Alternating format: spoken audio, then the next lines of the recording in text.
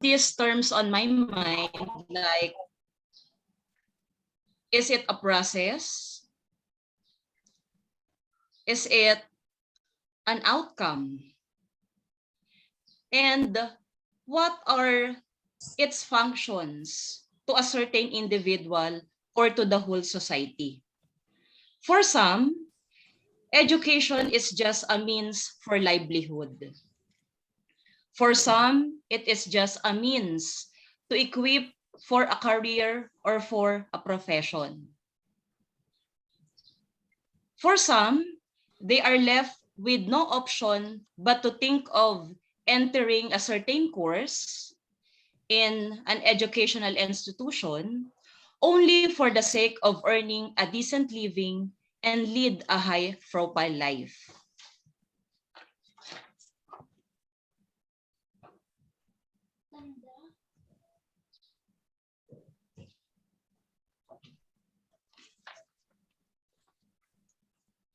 Education is essential to an individual and society, for without it, there would be loss of all the accumulated knowledge of the ages and all the standard of conduct. Like what I've said earlier, we get different interpretations in terms of how we see education. For example, to a student, education means acquisition of knowledge. For a statesman, he or she may claim that it means to train individuals to be ideal citizens. For us, educators or teachers, we may interpret education as means for the creation of a new man and new society.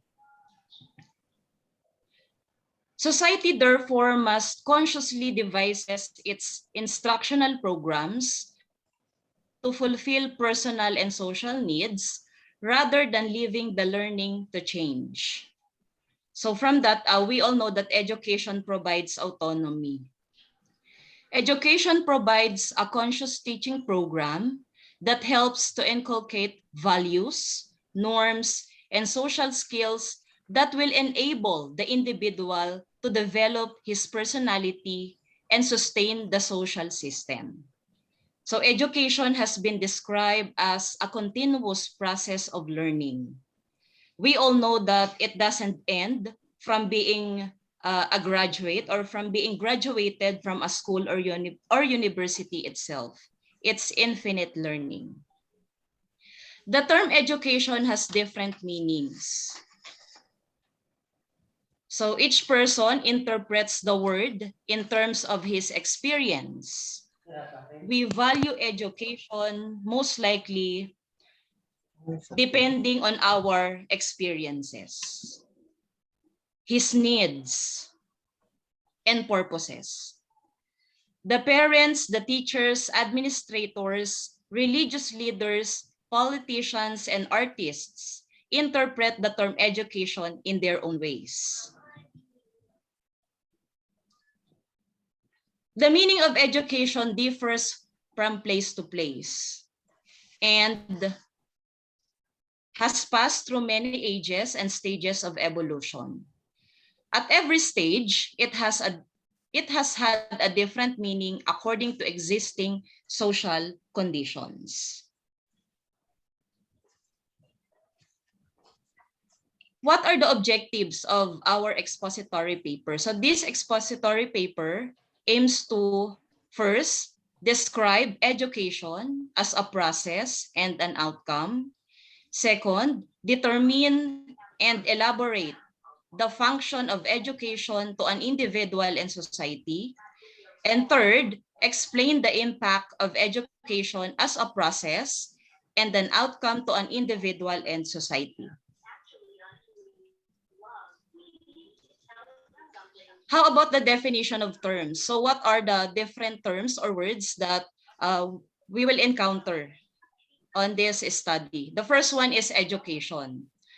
So we all know that when we speak of education, it refers to the process of receiving or giving systematic instruction. So when we speak of systematic instruction, We have here the scientific method, the step-by-step process, especially at a school or university. Next, we have the individual. So when we speak of individual, it refers to a single human being distinct from a group.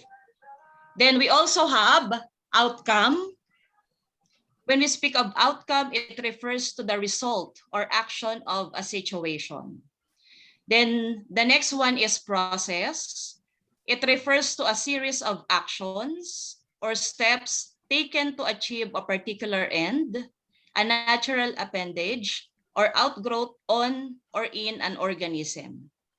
Next, we have product. Product refers to the result of something. Then society, it refers to the aggregate of people living together in an ordered community, or it is also an organization or club formed for a particular purpose or activity. Now, how about the methodology or approach? So this part of the expository paper presents the discussion on describing and elaborating education as a process and outcome, and identifies and elaborate the function or impact of education to an individual and to the society. We have used, or a qualitative approach through evidence analysis was used in this study. How about the scope and limitation? This expository paper focuses on the realization and elaboration of how education acts as a process and an outcome. It also tackles the function and implication of education to an individual and to the society. So for the audience, we have the school administrators, teachers, students, and society, or the PSU-OUS class, that will benefit from this expository paper. How about the implications? So identifying the implication and function of education to an individual and to the society, and how this could be integrated to every lesson and apply this in the teaching and learning process. Benefit. The researchers believe that the result of this expository study will much benefit the following. So the first one, we have the curriculum crafters or developers. So how? This study will provide feedback for the curriculum planners that will serve as framework for curriculum development and innovation. Next, for the school administrators, this will address the needs of teachers to bring about better results in the teaching and learning process. Next, for us, the teachers or educators, this study will provide them or will provide us with sufficient information which will serve as our guide in the teaching and learning operation or process. Then for students, this will ensure their readiness to face the demands of the immediate challenges of the world and help them to become productive members of the society. Then the last one is for the parents. This will enable them to understand deeply how education will benefit their children upon their learning. Our next speaker is Ma'am Maria Tesbisi Kujamat. Good morning, everyone. Good morning, Doc Alfredo. Yes, good morning. I am Maria Tesbisi Kujamat, and I am going to continue the discussion about education as a process and outcome and its function to the individual or society. So for question number 5, what is your advice so that the readers can benefit from your paper? So since the audience are students, teachers, or educators and stakeholders, so here are the advices. Next po. So for the students, the paper may help them to take responsibility for what they learned and be accountable for the outcome of the education process. This paper provides students with opportunities to cooperate, collaborate and socialize with peers of different backgrounds, identities, and experiences in preparation for work and life as an adult. So these opportunities may develop social, behavioral, affective, and cognitive styles and habits. It will also provide students with the knowledge, understandings, skills, capabilities, and cognitive styles for making appropriate judgments and decisions for themselves, their families, and their communities. To me, a part of this is providing students with a safe space to explore the values of others and make decisions about what they personally value, and showing them that it is okay to change one's mind or one's values. Next po. How about for the teachers? So for the teachers, the topic or the paper may help them to make judgment about how best to help their students learn in the environment in which they teach. So they need to be competent, thoughtful, and with appropriate caution in consideration of their own values and those of their students and other stakeholders. And for the administrators, the paper may help them in developing a direction and mission for the facility at which they work. So making policies and procedures and setting educational aims and standards is the responsibility of an education administrator. So for the continuation, Sir Christian.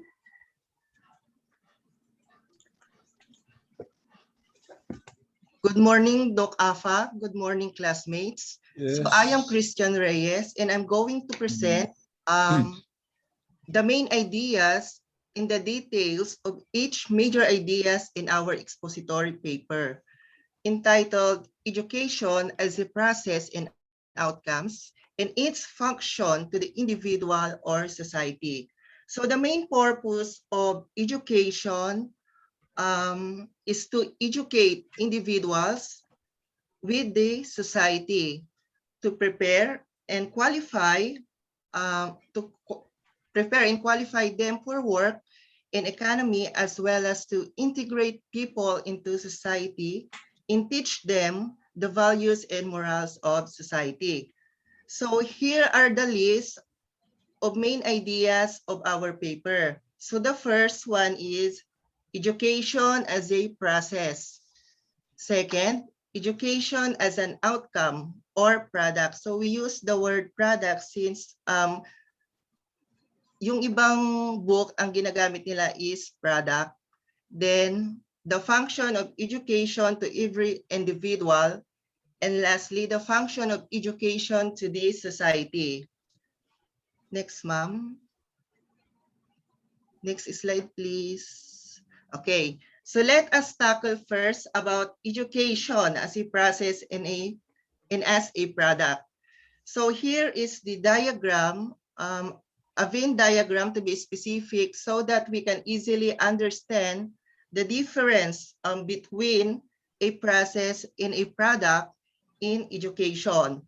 So when we say a process, it is a series of steps designed to lead to a particular outcome or goal of a process. For example, in terms of exploration, a process is a journey. A fluid in it is dynamic, while a product is a static, solid, fixed in a single moment. A snapshot is usually an artifact created through that process. Moreover, in terms of education, we can say that a process is how learning happens, while a product is what has been learned.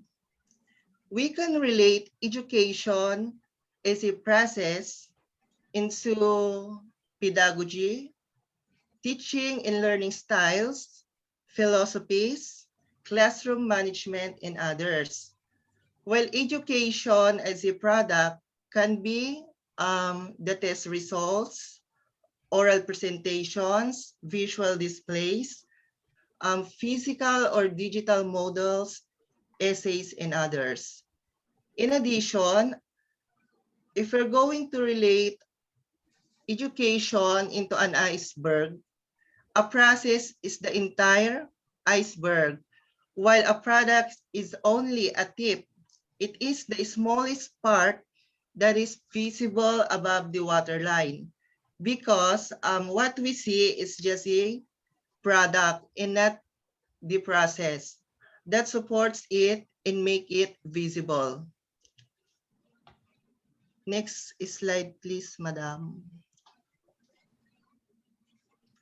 Okay, so now let us proceed to the function of education towards individual in today's society. But first, let us focus on its function towards individual.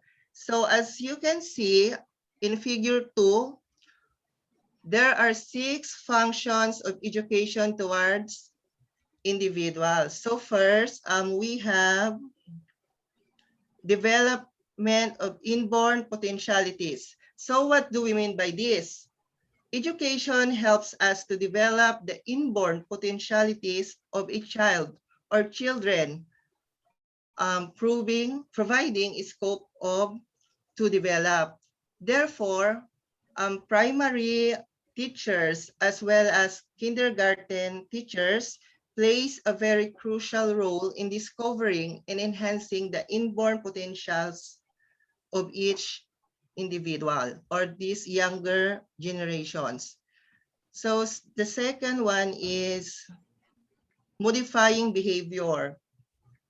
So it means that education helps to modify the past behavior through learning and through different agencies of education. For example, in grade 1 class, there is one unruly and stubborn pupil.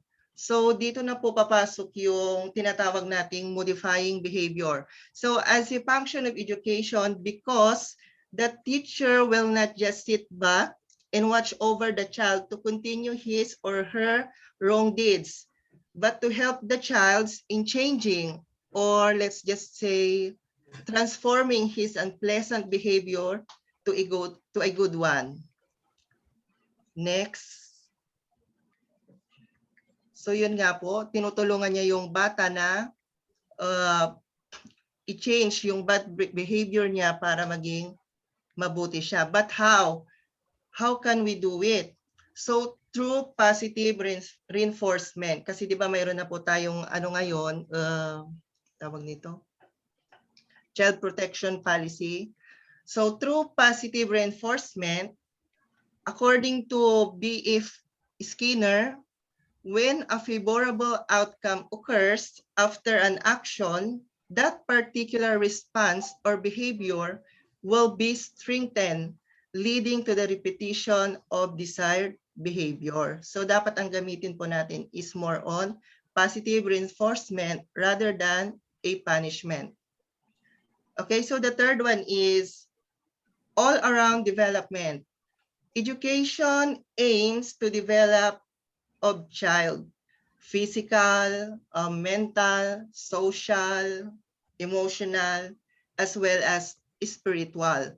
So in physical aspects, education helps students or the children to understand the importance of taking care of our body through a healthy lifestyle and balanced diet.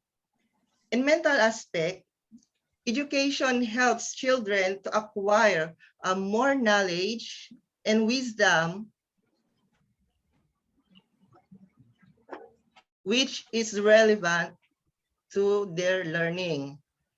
While in social aspect, education helps children to develop their interpersonal intelligence.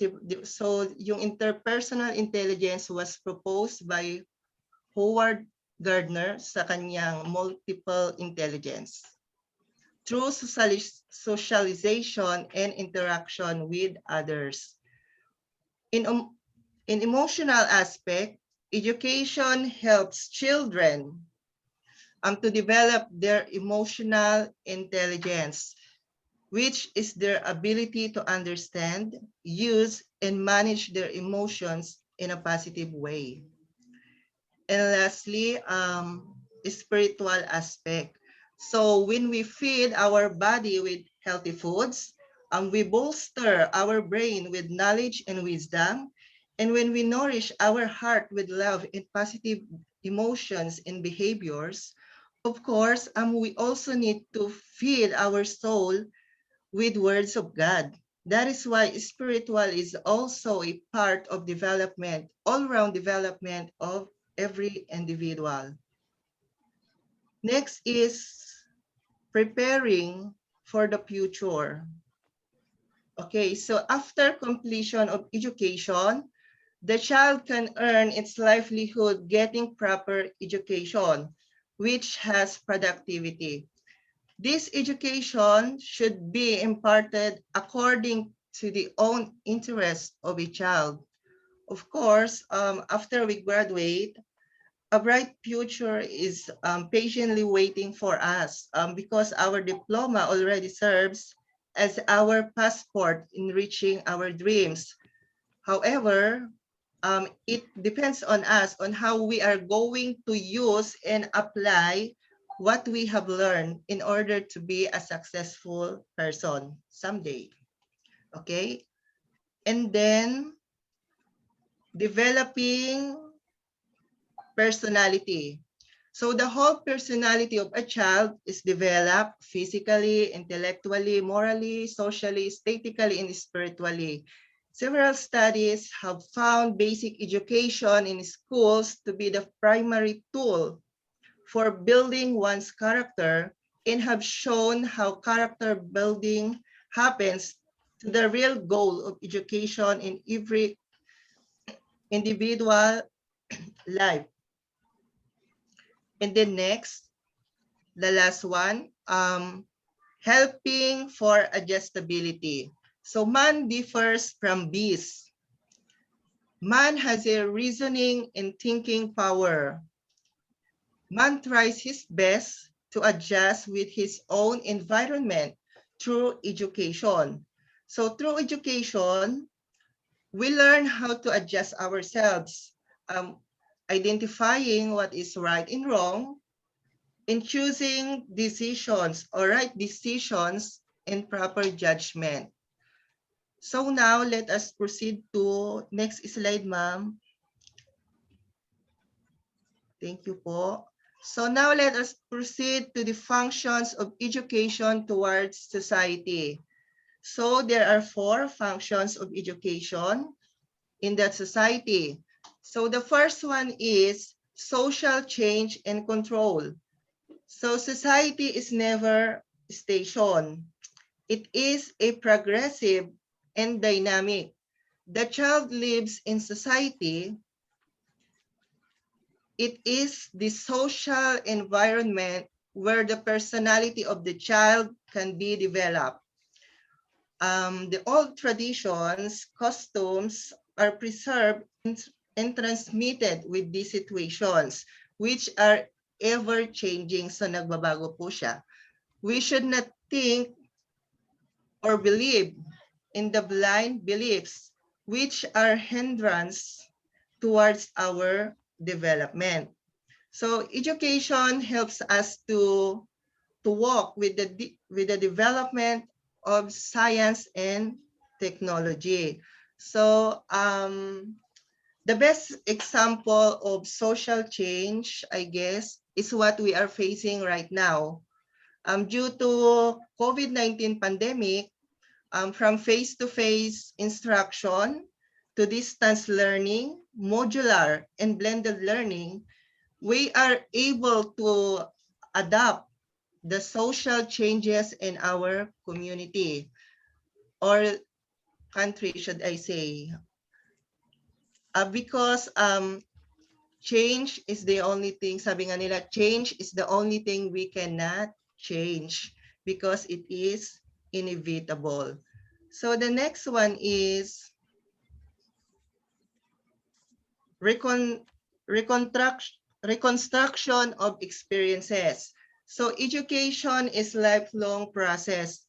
Life is education, and education is life as well. Life is full of experiences.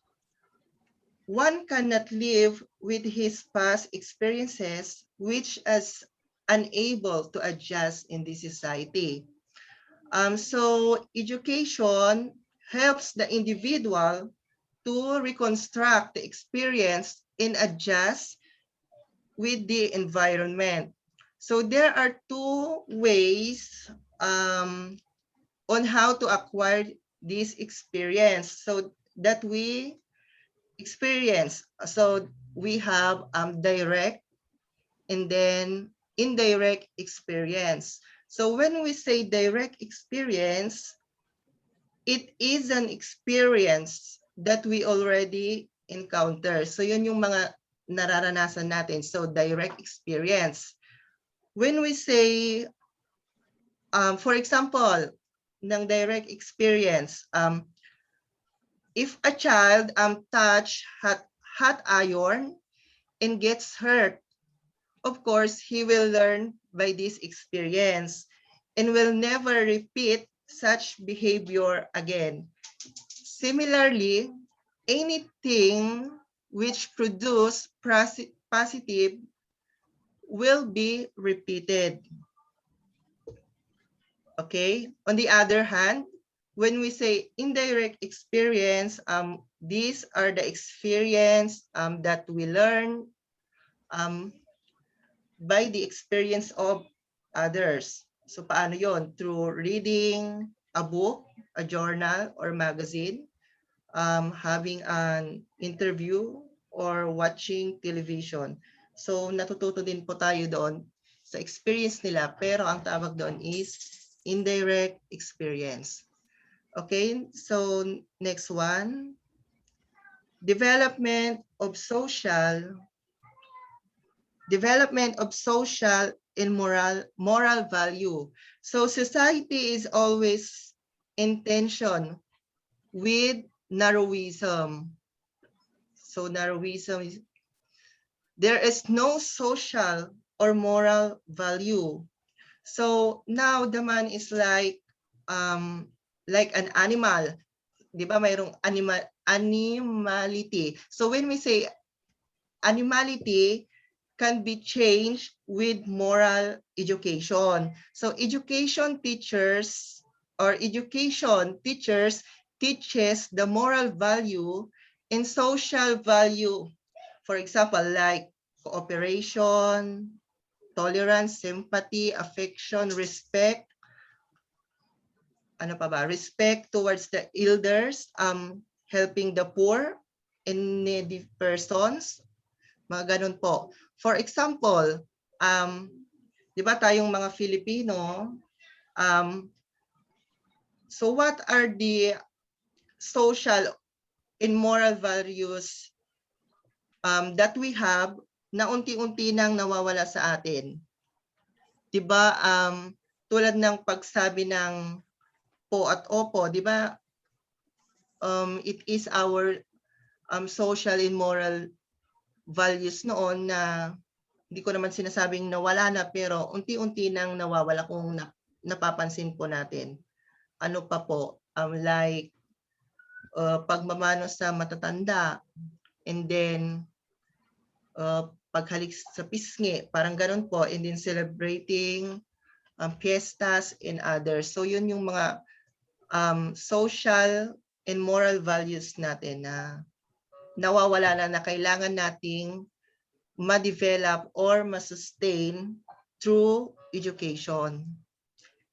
And then the last one is providing opportunity or equality. So education teaches us to give equal opportunities in all aspects, irrespective of their color, sex, and religion, and others. So di ba we have, sa Philippines, mayroon po tayong tinatawag na IFA. So IFA, ibig sabihin po ng IFA is education for all policy.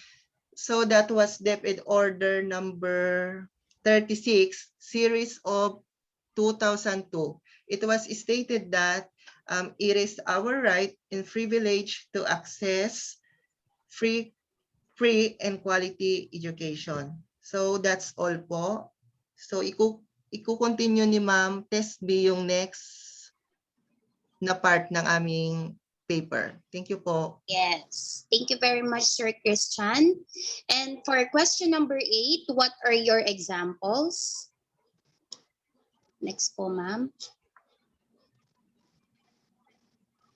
Okay, so for education as a process, formal education or formal learning usually takes place in the premises of the school, where a person may learn basic, academic, or trade skills. Small children often attend a nursery or kindergarten, but often formal education begins in elementary school and continues with secondary school. So education goes beyond what takes place within the four walls of the classroom. A child gets the education from his experiences outside the school as well as from those within on the basis of these factors. So what are the examples of formal education? Next po, ma'am. Yan. So what are the examples? First, learning in a classroom. So katulad ngayon, kaya lang po sa ngayon, nasa pandemic situation tayo, wala tayong face-to-face, pero we have different learning modalities such as online learning modality and modular learning approach. So yun, it can be an example of formal education. Next is school grading, certification, college, and university degrees. Planned education of different subjects, having a proper syllabus acquired by attending the institution. So mula elementary, kindergarten, elementary, high school, junior and senior, hanggang siya ay mag-college. So these are the examples of formal education. When we see informal education, so this is also an example of education as a process. It may be a parent teaching a child how to prepare a meal or ride a bicycle. So ito naman po more on sa tahanan or sa bahay po. So that is informal education. Natuturuan tayo sa mga, especially sa mga household chores. Yan. Informal education is when you are not studying in a school and do not use any particular learning method. In this type of education, conscious efforts are not involved. It is neither pre-planned nor deliberate. It may be learned at some marketplace, hotel, or at home. So especially yun sa mga natin, yung mga nakaraan natin, yung mga kahit yung mga lolo't lola natin. So pag tinatanong natin sila na magagaling pa rin sila sa math kahit na sinasabi na elementary yung yung natapos, pero ang galing pa rin nila na mag-compute, so pwede rin kasi nilang matutunan yon sa kahit hindi sila napasok sa school, so sa ibang places. So that is non-formal education. People can also get an informal education by reading many books from a library or educational websites. So next one is the non-formal education. So non-formal education includes adult basic education, adult literacy education, or school equivalency preparation. In non-formal education, someone who is not in school can learn literacy and other basic skills. And what are the examples of non-formal education? Okay, example, Boy Scouts and Girl Guides develop some sports program such as swimming comes under non-formal education. So kunwari po sa mga estudyante natin, ang ilan sa kanila kasali sa mga extracurricular activities like for example itong sa Boy Scout nga and Girl Scout.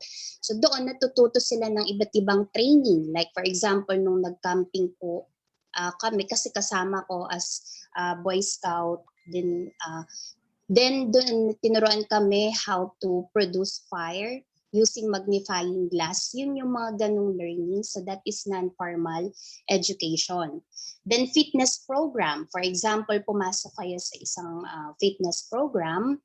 So iba pa rin yung learnings na natututunan natin doon. Aside from the formal education na nasa classroom. Then community-based adult education courses and also the pre-courses for adult education developed by some organization. Okay, next po. How about the examples for education as an outcome? So we have the so-called immediate outcome. And what is this immediate outcome? This is a change that is expected to occur once one or more outputs have been provided or delivered by the implementer. In terms of time frame and level, these are short-term outcomes. So from the word itself, immediate, so these are short-term outcomes and are usually changes in capacity, such as increase in knowledge, awareness, skills, or abilities. And what are the examples of immediate outcome? These are the analytic ability and problem-solving skill, ability to communicate in writing, reading, speaking, and mathematics. So sabi nga po ni Sir Christian kanina, outcome, so it is also known as the product. Okay. Skill in creative expression, skill in technology utilization, passing the licensure examinations, especially pag nakatapos na po ng degree or bachelor's degree. So pag napasa po ang licensure examination, so that is an immediate outcome. Initial job placement and admission in a graduate program. So next step yun after sila ay makagraduate ng bachelor's degree. Next po.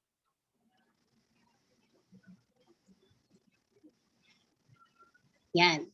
So since we are dealing now with the 21st century skills, here are the 12 skills and serve also as the outcomes or product of the educational processes.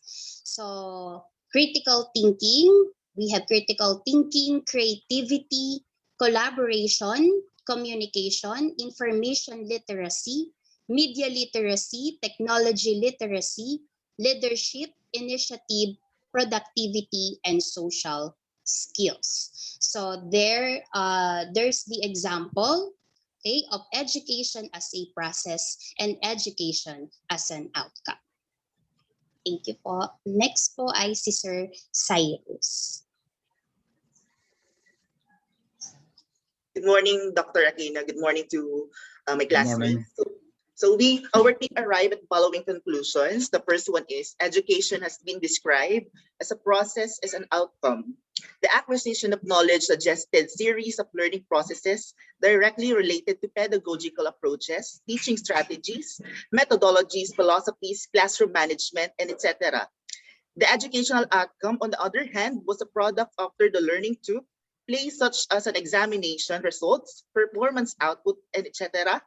Outcome was based on the educational objectives and goals. So meaning to say, the different philosophies, strategies employed inside the classroom determine the outcome of education. For example, in our team, all of us are adept ed teachers. So may mga kasamahan po ako na they are teaching elementary, junior high school, tapos ako naman po sa senior high school.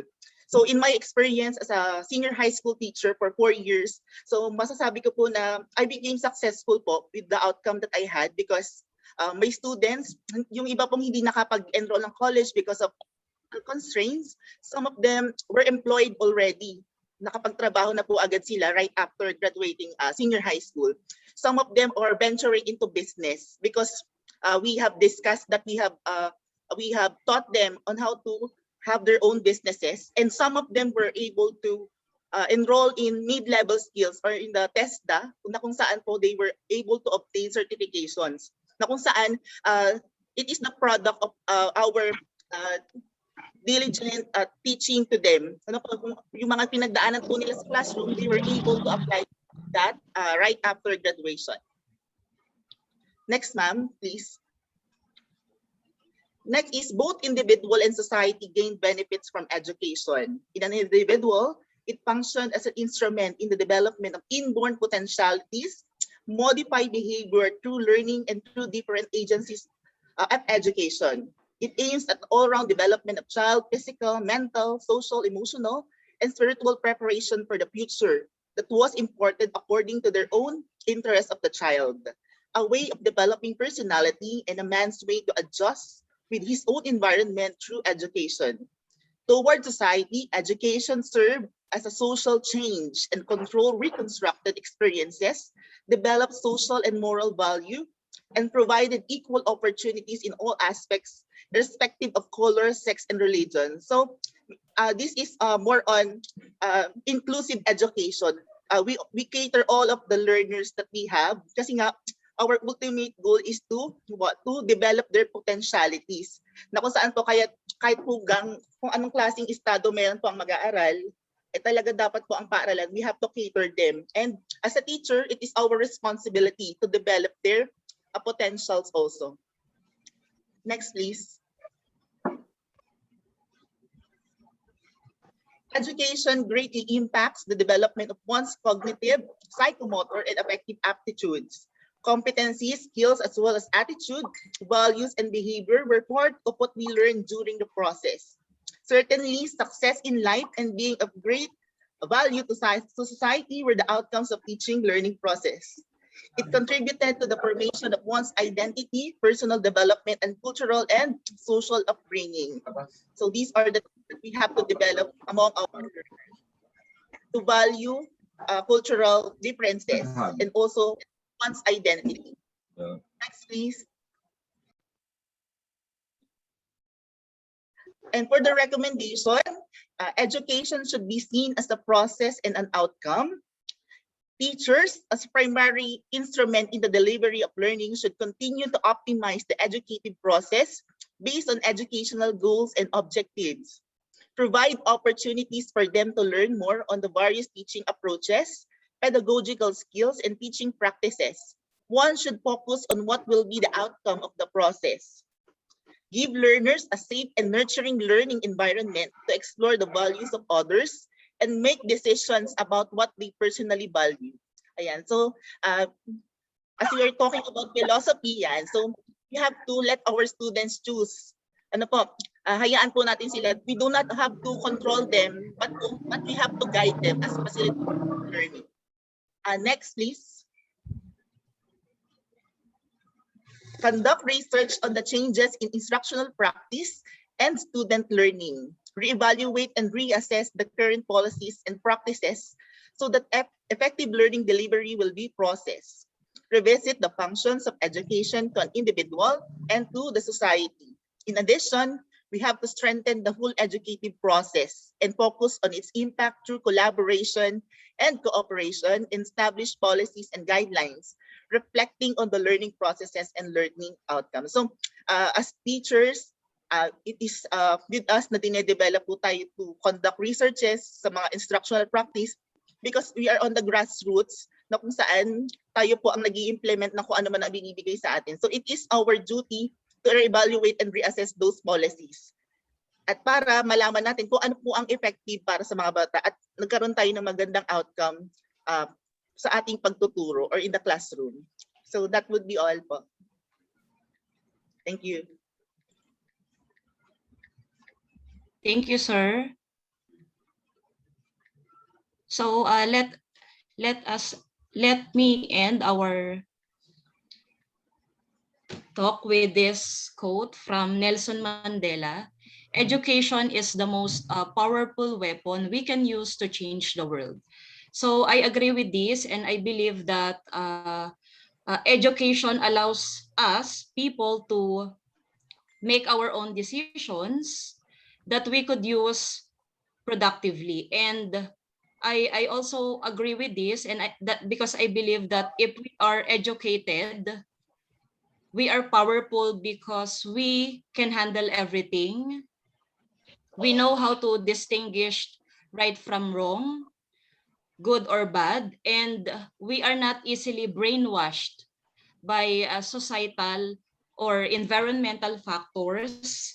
And because of that, that will lead to changing the world for the better. Thank you po. Thank you for listening, everyone. Thank you po.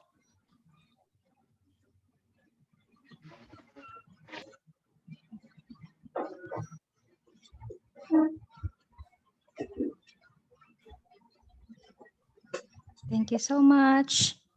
Team point of view, that was very comprehensive.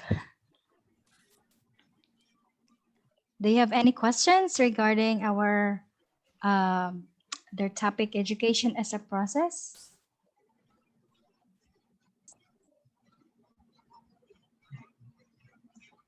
Doc Alfredo, do you have any remarks?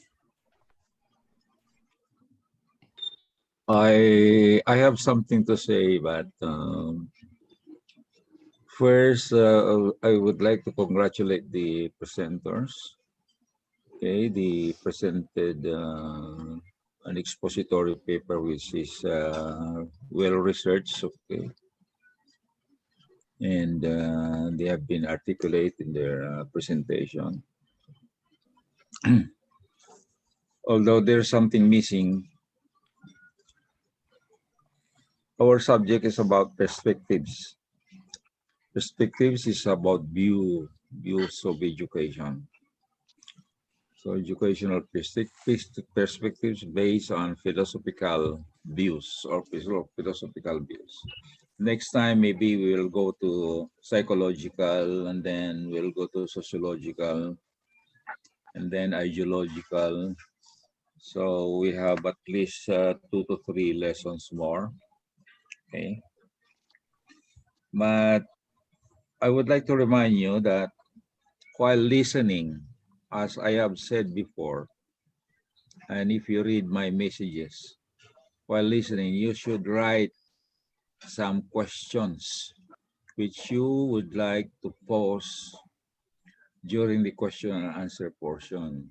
Meaning to say that you are listening. That if you are listening critically, remember that if you are listening critically, you are thinking. And then if you are thinking through serendipity or through shared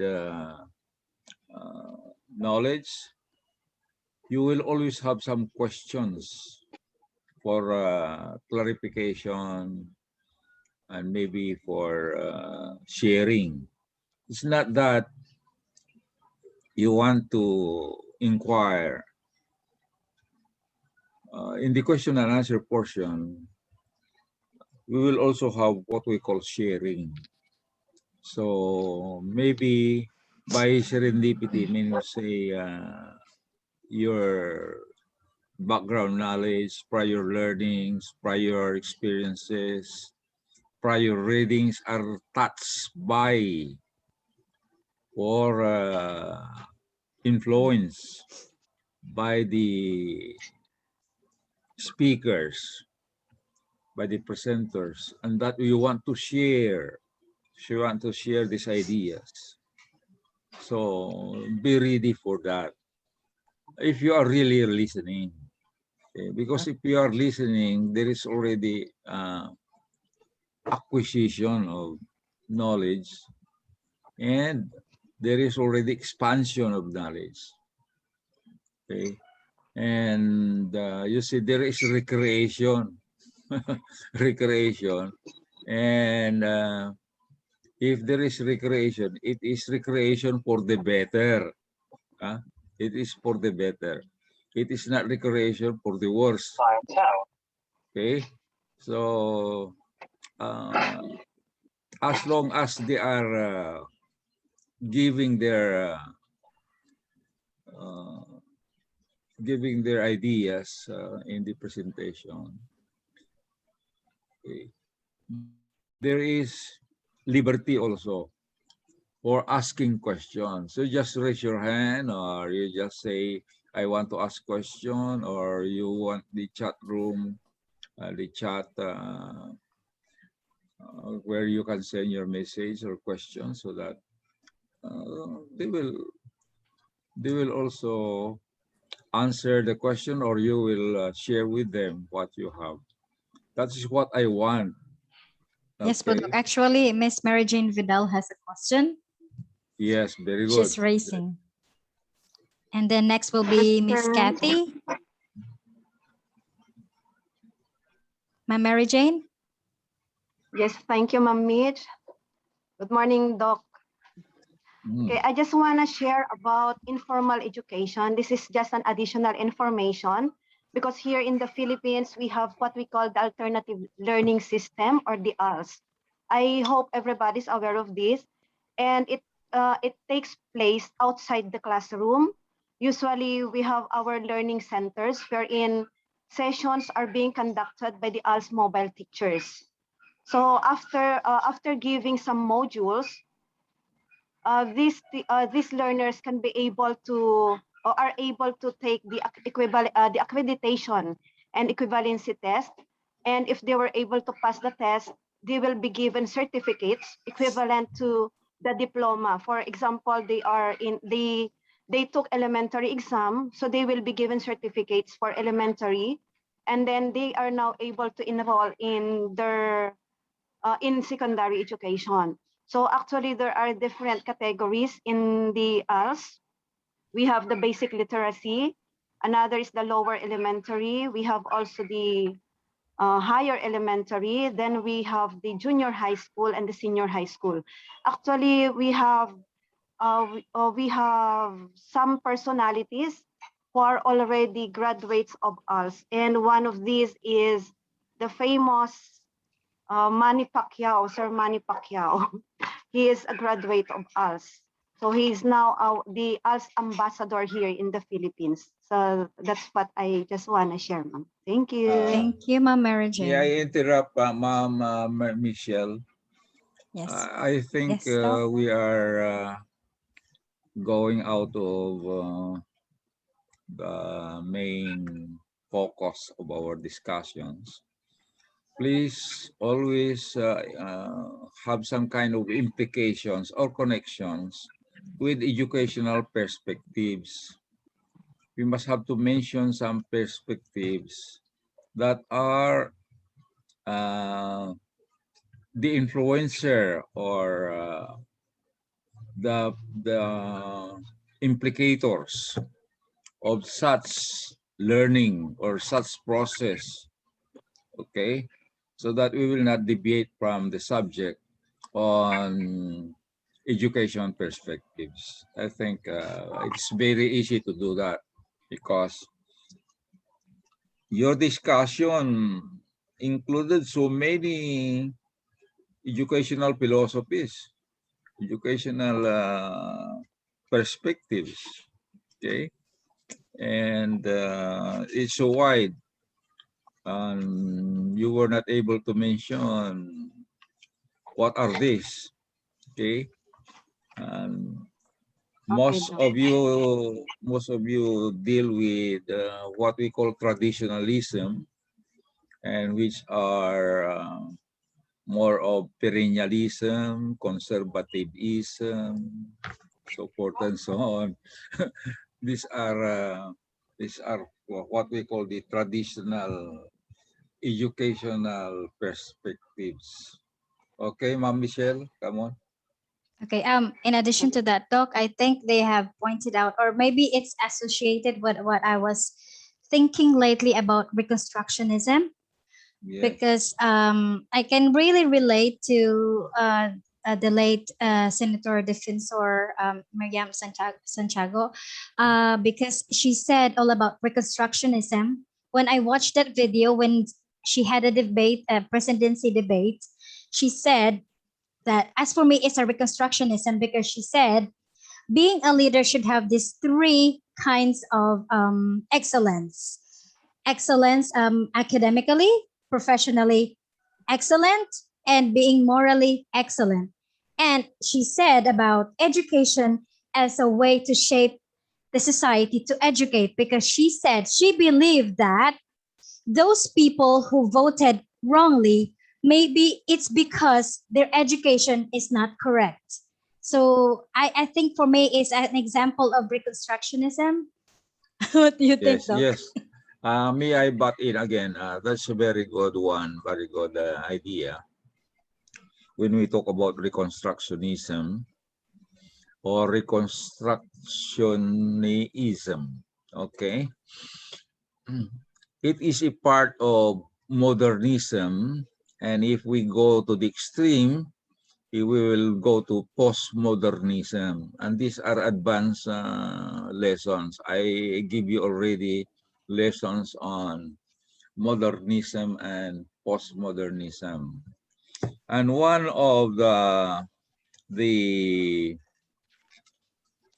most controversial issue about postmodernism or even modernism is about the relativity of the truth. Meaning to say, according to postmodernist, extreme postmodernist, there's no such truth. Meaning to say that we must not believe, we must not accept, but we must have to look into what is the real truth, because the postmodernists say that there's no truth, or truth is relative. It depends upon the individual. It depends upon the society. It depends upon the time. It depends upon the topic, so forth and so on. So in reconstructionism, as a part of modernism, we must have to be critical thinkers. Again, I emphasize, we must have to be critical thinkers. We must not have to accept readily or just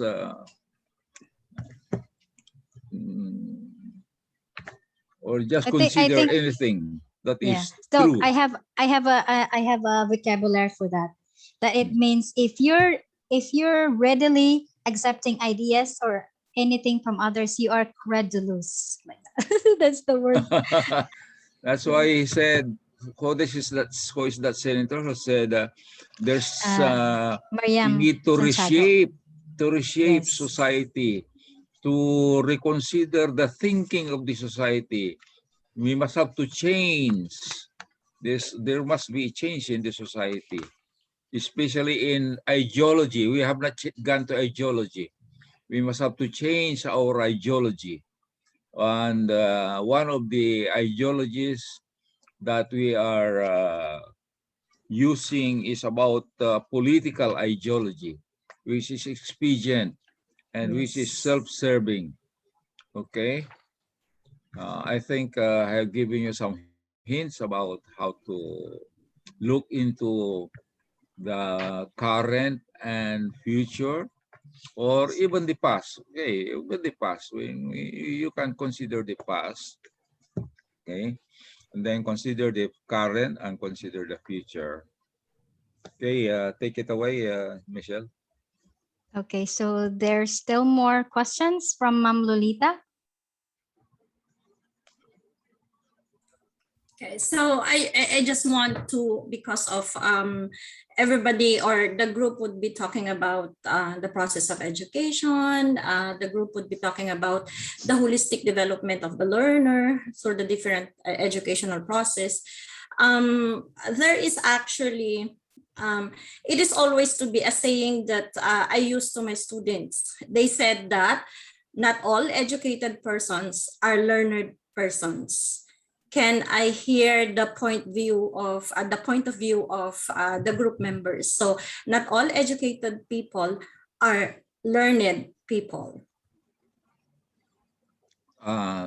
There's a great difference between a learned person and an educated person.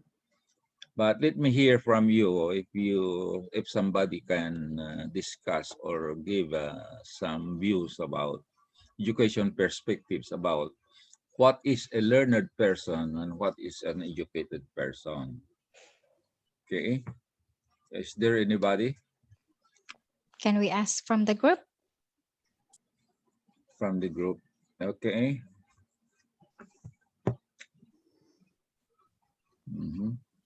Or anybody from our classmates?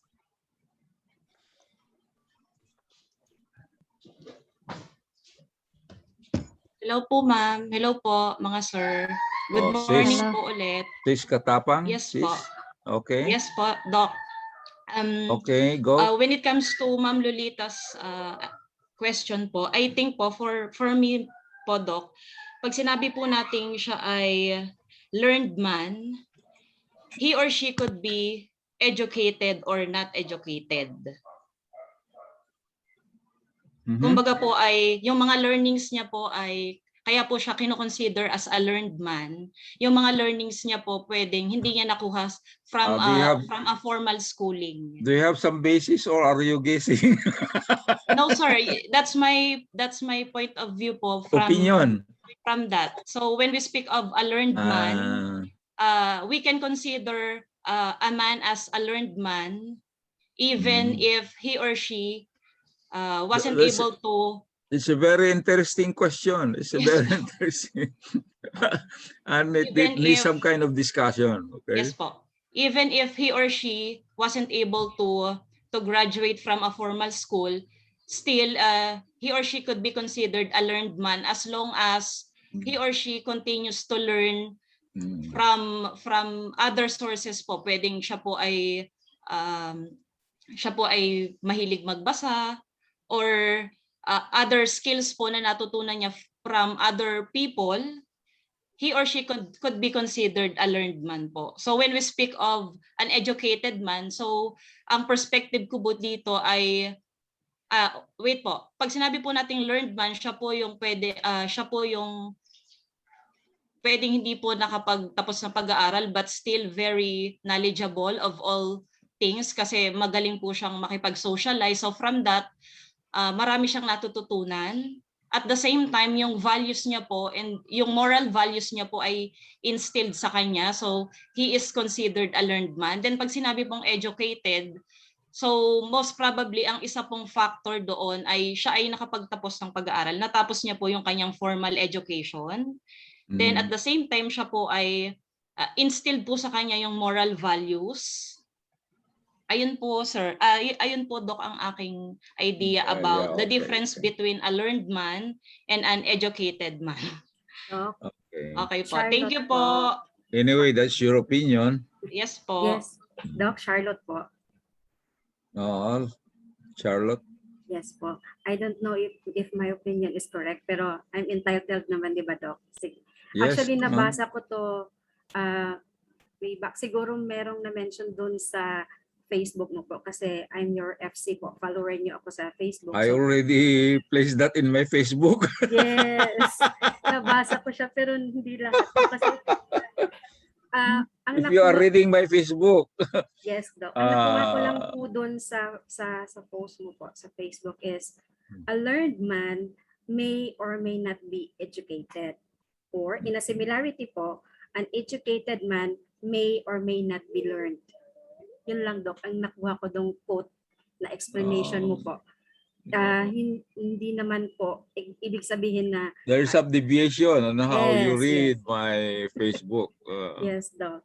So usually po yung educated man, like educated person, usually he reads books or those like teachers or usually they learn different subjects, they read many books. So as I've read po, you read again my Facebook, because that is a deviation from what I mean in the Facebook. Yes, Doc. But ang summary ko lang po doon, Doc, a learned man may or may not be educated. Similarly, an educated man may or may not be a learned or not be a learned man. Yun po, yung summary ko doon sa ibig sabihin sa pinost mo sa Facebook mo po. Does it imply that education is just a symbol or something like an achievement rather than learning as a lifelong experience? I'll just answer the question, and I will touch on that, Michelle. A learned person is more than an educated person, because a learned person is well read, wide knowing. He possesses abundant knowledge, so forth and so on. Okay. And so where did he get it? Well, we don't know. Where did he get where he acquired the knowledge? But he is well read. Okay. He is well knowledgeable of anything. Varied, multi-discipline. Most of these are found in the academe. Most of these are professor emeritus, so forth and so on. These are learned person. Okay. While an educated person is an ordinary person who is, okay, a good citizen. He can vote. He can elect the right. He can elect the right candidate. Okay. He can solve his own problem in his occupation or in his own profession. Okay. He can deal with people. He can relate with people socially. He is not a creator of problem. Okay. He even solves problems because he is an educated man. Okay. And so he is not a problem in the society. He is a productive man in the society. Okay. Along with other areas, economic, social, so forth and so on. Okay. There's no problem because he is educated. He can go along with the community. Okay. He can solve his own problems. Okay. And that he is very productive citizen. That is an educated person. He might be a farmer, but he can apply new knowledge in agriculture so that he can produce more products. He can be a carpenter, but he continues to improve his skills in carpentry. He can be a mechanic, but he can now repair even autopiloted cars, okay, or computerized systems in the car, okay, because he's improving, continuously improving. He is an educated person because an educated person does not stop learning. He continues learning. Okay, so he's not a problem. An educated person is not a problem. While a learned person is more than that, because he might be a source of learning also, because he writes books, he writes articles, okay, and sometimes he is invited as a speaker or something like that. Okay, he is a paragon of knowledge, a model of knowledge, so forth and so on, because he is learned. Okay, he can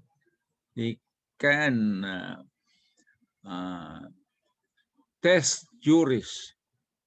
He can investigate. Okay, he's more than the educated man.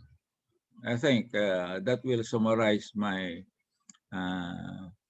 comparison between an educated man and a learned man. So we must have at least, we must have at least the educated man. That is the least. Doc, is there a Okay. similarity, Charlotte po, Doc? Is there synonyms po ba yung educated man and wise man po? A wise man is different because Okay, Doc. it is in the application of knowledge. Okay. If you are knowledgeable and you know how to apply your knowledge in a certain problem to the best advantage of the society and yourself, you are wise. Okay, but generally you are not wise. Maybe on that instance, you are wise. But there are wise men who are called philosophers before, philosopher kings. The philosopher kings are wise men. Before, pardon me for touching on spiritual things. Before, when God spoke to man, he only spoke to leaders, and he selected philosopher kings like King Solomon, something like that. So God selected kings who are wise men, okay? And they are called philosopher kings because they know how to apply knowledge in their kingdom, in their realm, in their governing, in governing their subjects. Okay, I think I answered you, Charlotte. Yes, Doc. Thank you po. Okay. Thank you Continue, Michelle. thank you very Um, much, Doc, for the enlightenment between the difference of an educated man to a learned man. That was actually the very answer, the comprehensive. great Yeah. answer. Yes. Thank you, Doc. Okay. Okay, as we continue, can we, if there's no other more questions or any sharing, can we continue to group 2 with their Before Michelle, let us recap. What are the educational perspectives, thoughts, or educational perspectives that were implicated in the discussion? Say, for example, non-formal education. Okay. You have been speaking about non-formal education. Okay. Okay, can I start with that, Doc? I was having in mind when we say education as a process. I was thinking about progressivism because it talks about experience. As for me, as an advocate of early childhood development, it was not really touched in the formal education that it says there begins in elementary school. As for me, formal education, if done in an appropriate or a developmentally appropriate way, it should be done in kindergarten because the brain development is 75%, is being developed from age 1 to 5. Yes, and then it talks about progressivism in a way because as for me, in kindergarten we are process over outcome. Okay. Maybe yes, because as for me, the world is viewing education more to outcome than a process. For example, let's be specific with process over outcome. When we do our art, a traditional teacher would say, okay, this is how your project is done. This is how the apple looks like. This is the art. Okay, so they're making an apple. Okay, do it this way. But a progressivist teacher or a modern teacher will say, how will you do this apple as an art? So that means he is relying on children's process. So that means the process is more than the outcome. Okay. Okay, That's ma'am. progressivism. That's very good. May I butt in again? Okay. Will you allow me? Okay. Yes, Doc. When we talk about other educational perspectives, what you touch, okay, let us remember the following. Say, for example, okay, if we talk about essentialism, it's more of the 3 R's, the basics. These are very essential learnings. Okay, the 3 R's, especially beginnings, the beginnings of learnings. Okay, the essentialists always emphasize the 3 R's. And what are the 3 R's? Okay, it is not reading, writing, arithmetic only. It includes right conduct.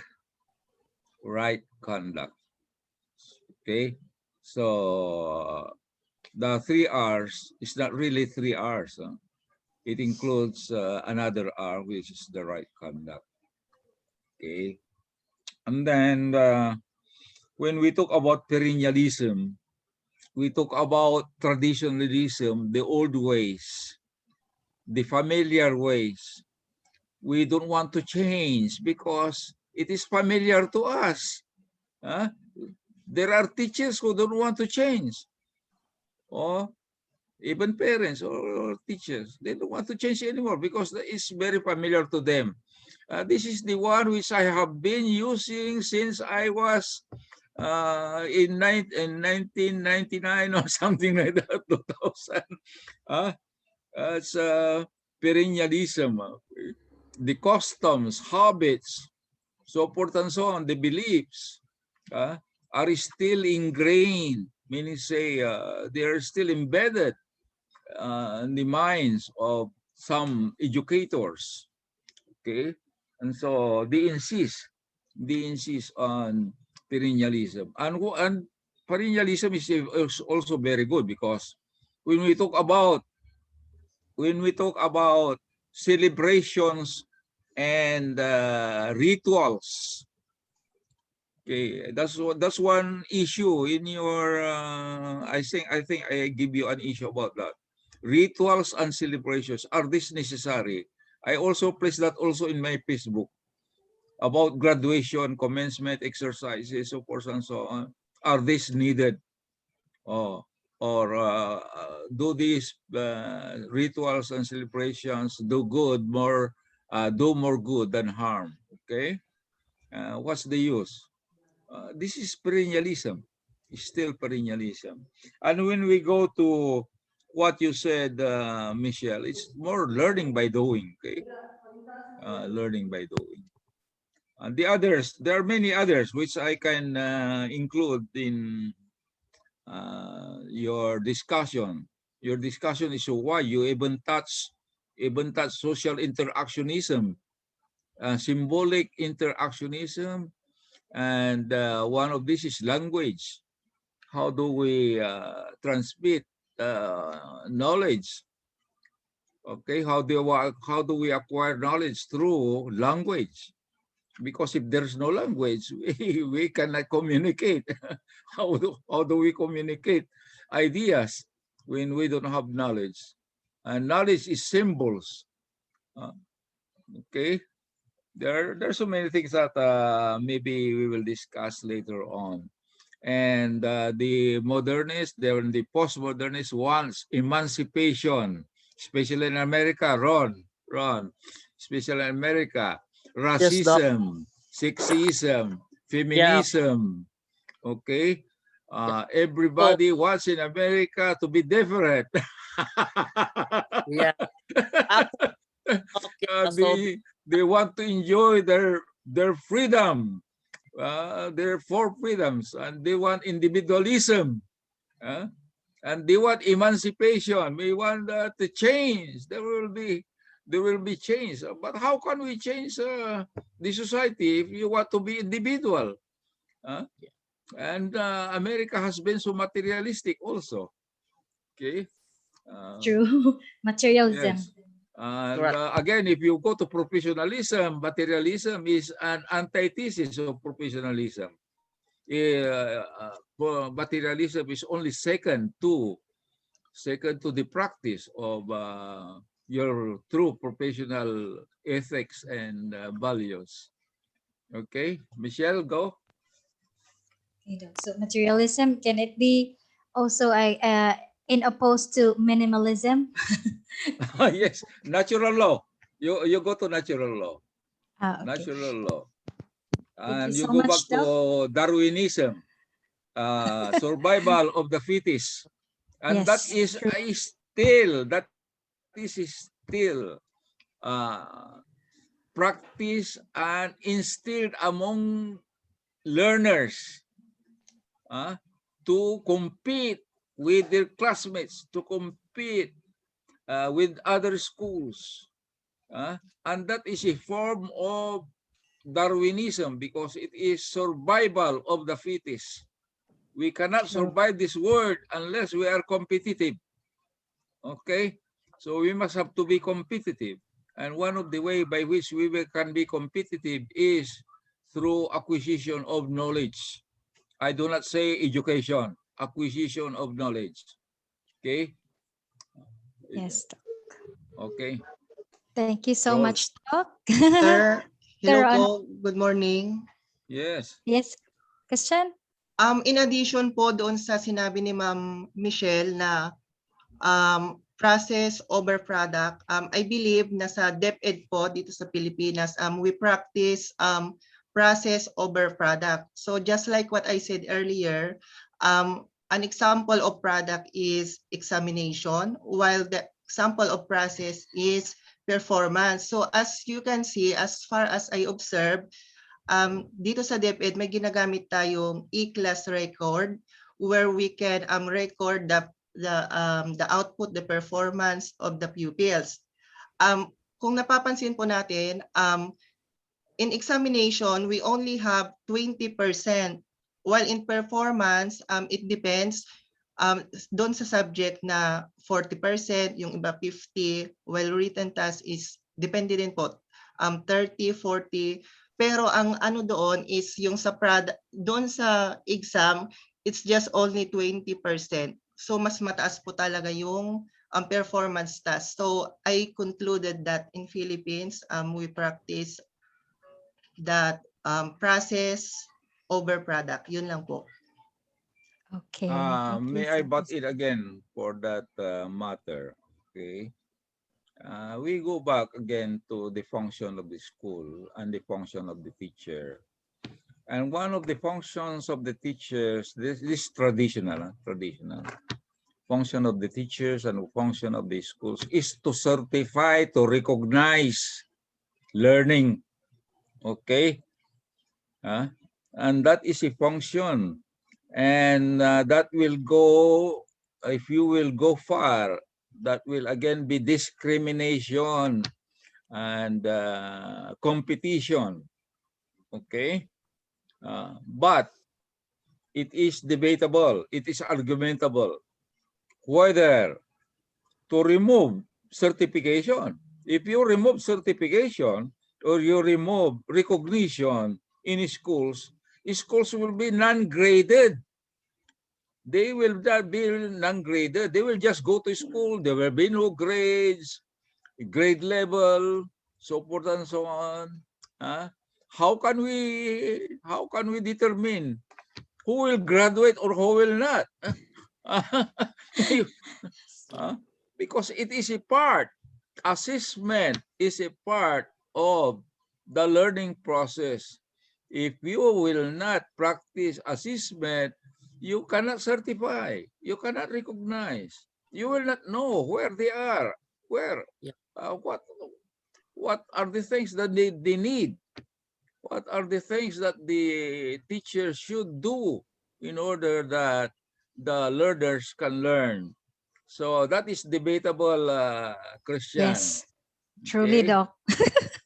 It also depends on the school's philosophy or department's philosophy or individual philosophy. But then, as I've listened to you, Doc, yeah, it's really the certification that also is also matter. Yeah, so there should be balance between process and product. Okay, so can we take the next group of Mom Lolita to start with their expository presentation? Ma'am Lolita? Yeah. Okay, so allow me only to, before we start, allow me first to share my screen.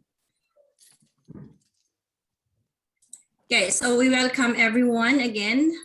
We welcome the whole class. It's been an academic dialogue. Really, it's an academic dialogue between our dear professor and our classmates. So we will continue the academic dialogue that we have started. Okay, so Very interesting. All right. So again, good morning to our ever energetic Dr. Alfredo Aquino and the forever young Dr. Alfredo Aquino. So we continue our dialogue in the perspective of education. We are to be called as the Wonderful Group. But if you can see, we're only 3 as of now because of one of our classmates decided to take a leave for now because of, according to her, the responsibility in her shoulder right now recently is too much that she needs to actually prioritize things. So she prioritized her personal as well as her professional endeavors as of now. But do not worry, because of the power of the Wonderful is still there, because we have the wisdom of our dear professor to complete our wonderful team. Okay, so you might be also wondering why is wonderful, because of our topics that we'll be discussing for today are considered to be the wonders of education. Okay, so what are the title of our presentation is Reshaping 21st Century Education Through Bloom's Taxonomy and the 4 Pillars of Education. So from the exchange of ideas a while back, from our brainstorming a while back, led by the group of Mamses, the Point of View group, they already mentioned some of our keywords. So we'll just continue discussing this. And they talk about learning outcomes. They talk about what is that? The continuous education. And Dr. Afa, in his wisdom a while back, we have the educated versus the learned person. So basically, the process is to be within Bloom's taxonomy and the 4 pillars of education. So that's why our topic and our group goes together, the wonders of education. Okay, so we have the following objectives. First is to identify basically the 6 levels of learning on Bloom's taxonomy and the 4 pillars of learning. Second is to compare and contrast 6 levels and the 4 pillars of learning in the attainment of sustainable development of education. And the third one is to utilize the 6 levels of learning as according to Bloom's taxonomy and pillars of learning by UNESCO in teaching. So we are all teachers. We are all to be familiar of what is Bloom's taxonomy. It will be discussed later on. And I think the 4 pillars of learning, we are not, we heard about it, but we do not have an in-depth knowledge about it. So our group will be enlightening everybody, sort of reviewing this topic for the class. And then the fourth one is to assess our own practices in teaching, whether they do or do not adhere to the goals of the 6 levels of learning and the 4 pillars of education. So like what I have said, we have 2 topics. The first topic is the 6 levels of learning as according to Bloom's taxonomy. And then the second topic is the 4 pillars of learning as according to UNESCO. Okay. So we have the first discussor is a wonderful woman inside and out. She is a wonderful mother of 2. She is a wonder woman because of she is doing what we call responsibility, balancing her responsibility between family, profession, as well as developing herself as a wonderful woman. So let us welcome Ma'am Normalisa. The floor is yours. Thank you, Mama Lolita, for that wonderful introduction.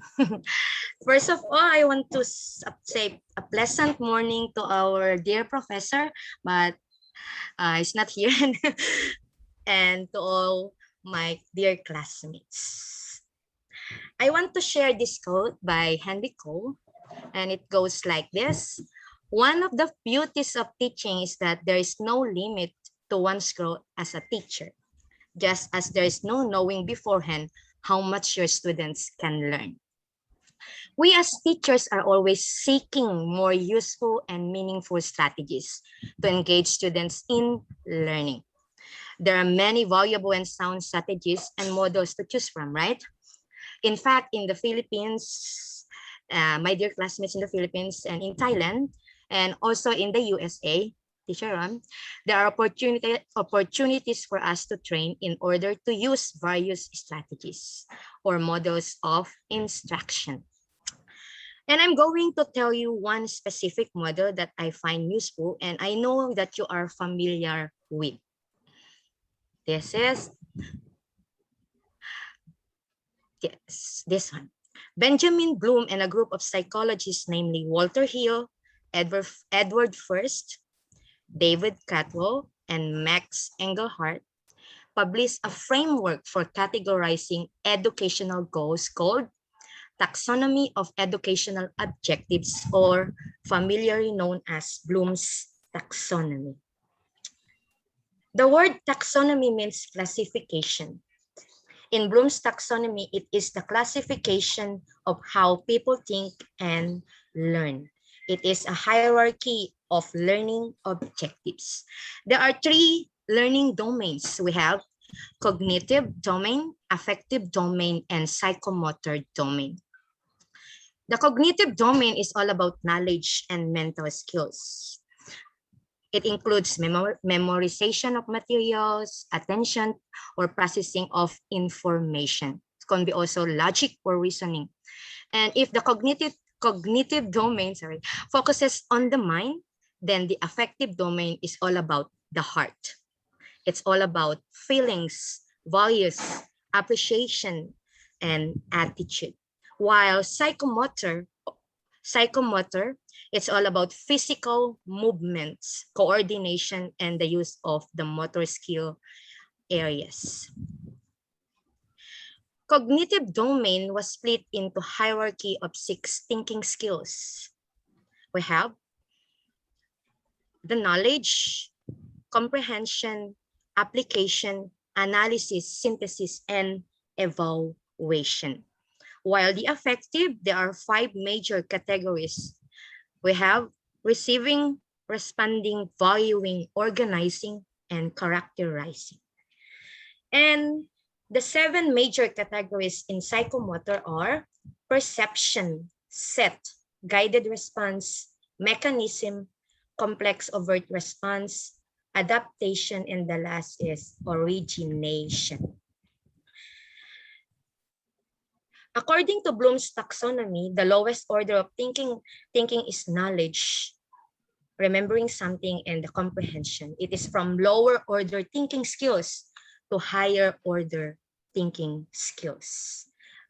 The lowest 3 levels are knowledge, comprehension, and application, and the highest 3 are analysis, synthesis, and evaluation. To represent the 21st century, Lauren Anderson, a former student of Benjamin Bloom, led another team of psychologists in revising the original Bloom's taxonomy. It's called the RBT, Revised Bloom Taxonomy. Again, it is called RBT. And the changes occurred in terminology, structure, and emphasis.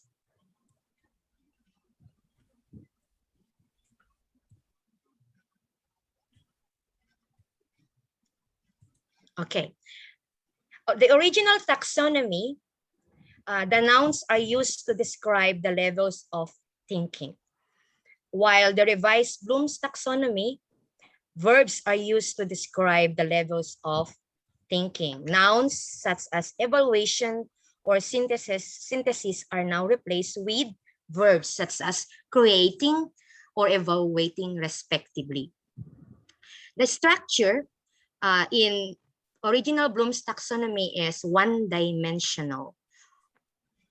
It's originally exclusive, focus only on knowledge domain. While in RBT or revised Bloom's taxonomy, it's two-dimensional, wherein there are interaction between two dimensions. We have the cognitive process and the knowledge content. As you can see here, creating now becomes the highest level, the area meant for generating ideas or constructing a new point of view. And the emphasis is originally for educators and psychologists. And for the RBT, it's placed upon its use as more authentic tool for curriculum planning, instructional delivery, and assessment. The main goal of the RBT was to move the focus away from purely educational objectives, and it make it clearer for learners to understand what is required of them at each stage. So what are the 6 levels of thinking in RBT or revised Bloom's taxonomy? They are remembering,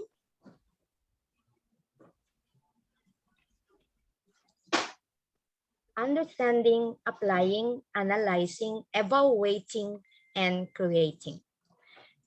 The new terms are defined as like, in remembering, we retrieve or recognize or recall relevant knowledge for our long-term memory. Okay, and then for understanding, we construct meaning from oral, written, or graphic messages through interpreting, classifying, and comparing, or even explaining. And how about applying? We use information to, in a new situation, we execute plans to implement or solve a procedure. And then we have the analyze or analyzing. We break materials into determining how the parts relate, or we can draw connection among ideas. And while evaluating, we have to make judgments, okay, based on criteria and standards, through checking and critiquing. And last, we have the creating. We have put the elements together to have functional role. I'm about to finish my first class, so I'm using my cell phone now for you. Okay. So, Doc, we can continue, right? Yes. Come on. Yeah. Continue. Okay. Thank you, Doc. So you can see in the screen the key verbs that we use in Bloom's taxonomy. In remember, as I have said, we recall or recognize information. The action verbs can be arrange, define, describe. Like example, we can let the students name or describe the characters in the story. And then we have the understand. You can have your own time. Come on, continue. Thank you, Doc. Yes, I will just chat with the other group. Okay. Yes, Doc. Yes, Doc. Thank you. And then we have the understand. Okay. We classify. The keywords are classify, compare, describe, and others. The purpose of this level is to understand the main idea of the material heard or read, or we can interpret or summarize the ideas in our own words. While applying, we have the keywords are apply, of course, the word apply, change, and choose. We provide opportunities to use ideas, theories, or problem-solving techniques in a new situation. And then we have to analyze, okay? We educators, we use this specifically to calculate or categorize to break down any basic parts or concepts. And then the last is the evaluate. We have the keywords are argue, assess, or conclude. We use these standards or criteria to support opinions and views. Okay, and then the last is create. We assemble parts of knowledge, or we can the keywords are create, compose. Of course, we have the create because it's called create. And then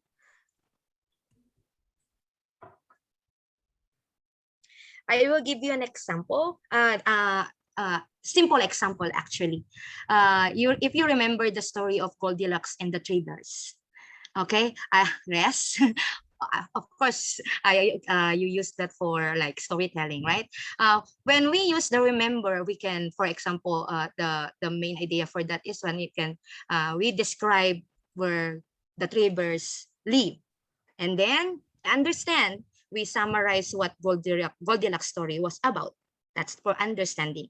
And then what to apply, not we actually, the learners can construct a theory why Goldilocks went to the house of the three bears. And then to analyze, we differentiate between how Goldilocks reacted and how you would react, or how the learners react in the story, why in the story. And then how to evaluate, the learners assess whether or not it's really this really happened to Goldilocks, right? And then create, they can make, the learners can make a song or skit to convey the story of Goldilocks. That is what I have given you as an example to use. And then I will let you watch, or our group will let you watch another example of Bloom's taxonomy. So this video 6 levels. Yeah, so this video is actually to summarize the 6 levels of the Bloom's revised Bloom's taxonomy. Thank you. Bloom's taxonomy is a toolbox that teachers or students can use to classify and organize learning objectives. Its most popular version is based on the cognitive domain and assumes that learning should be structured from easy to difficult in the following 6 steps. 1. Remember. 2. Understand. 3. Apply. 4. Analyze. 5. Evaluate. 6. Create. On the first level, we learn to remember. There is just rote memorization and recollection of facts without much understanding. For example, if we learn about lemons, we want to remember the name, shape, color, size, and that they are sour. Once we memorize these essentially meaningless facts, we move to the second level of learning. On level 2, we learn to understand. We begin to decode information and learn that a lemon is yellow when it's ripe to eat, and if we take a bite, that it's really super sour. We also understand that lemons love sunshine and that they contain lots of vitamin C, which is a great natural antioxidant that keeps us healthy. Now, as we really understand a lemon, we can work with it. On the third level, we apply what we know. We've understood that while lemons are sour, they are also a great provider of vitamin C. To apply this knowledge in a meaningful way, we could boil a lemon into hot water and add some honey. Then serve this hot lemon to our sick sister who's in need of treatment. On the fourth level, we learn to analyze. This involves examining and breaking down information into components, determining how the parts relate to one another, and finding evidence to support generalizations. We study the lemon flesh, examine the skin, and look at levels of vitamins. We conclude that we can eat everything inside, while the skin tastes bitter and contains traces of toxic pesticides. It ought not to be consumed. Now we are ready to evaluate. We analyze, critique, and compare.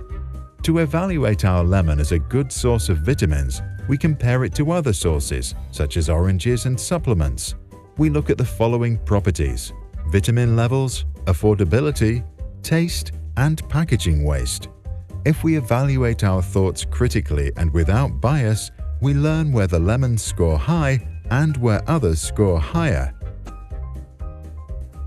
Now, after we have learned, understood, applied, analyzed, and evaluated, we are ready to create.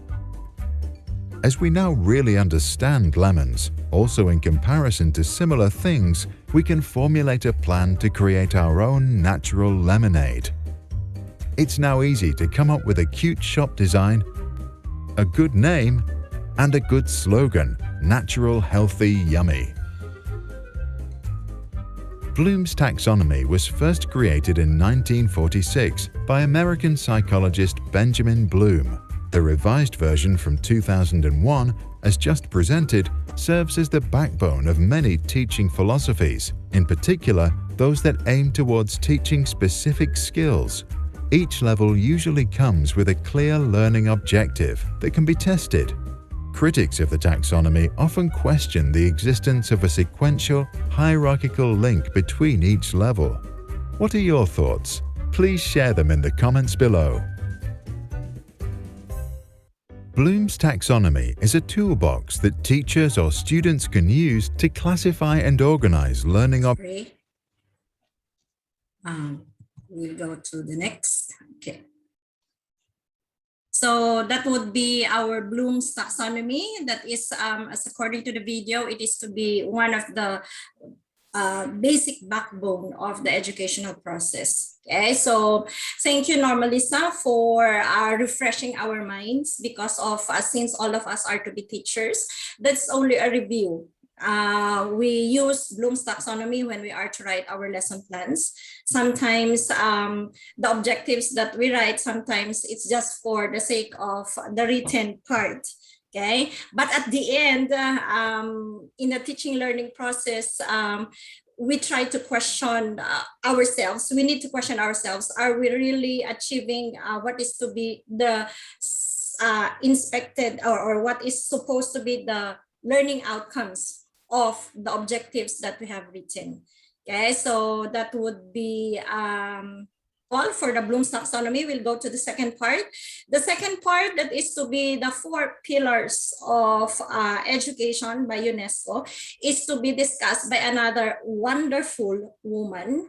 There are to be wonderful things happening to her life right now, personal, professional, as well as especially love life. Okay, and of course, a wonderful endeavor because of we have the personal development is of this wonderful woman and a wonder woman also. Okay, so let us welcome Miss Catherine Borja. Okay. Okay.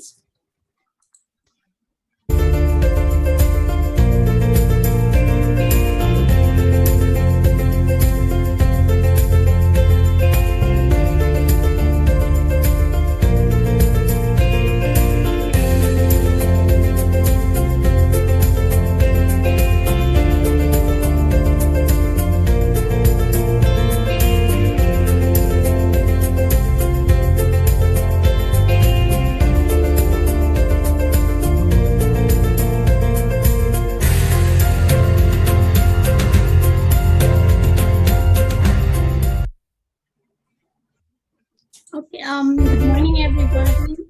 Okay. Sorry for that. Yeah. Okay, good morning, everybody. Good morning po, Doc. I hope that you are having a wonderful day. Thank you for Yes. being, yes. I am enjoying the discussion. No?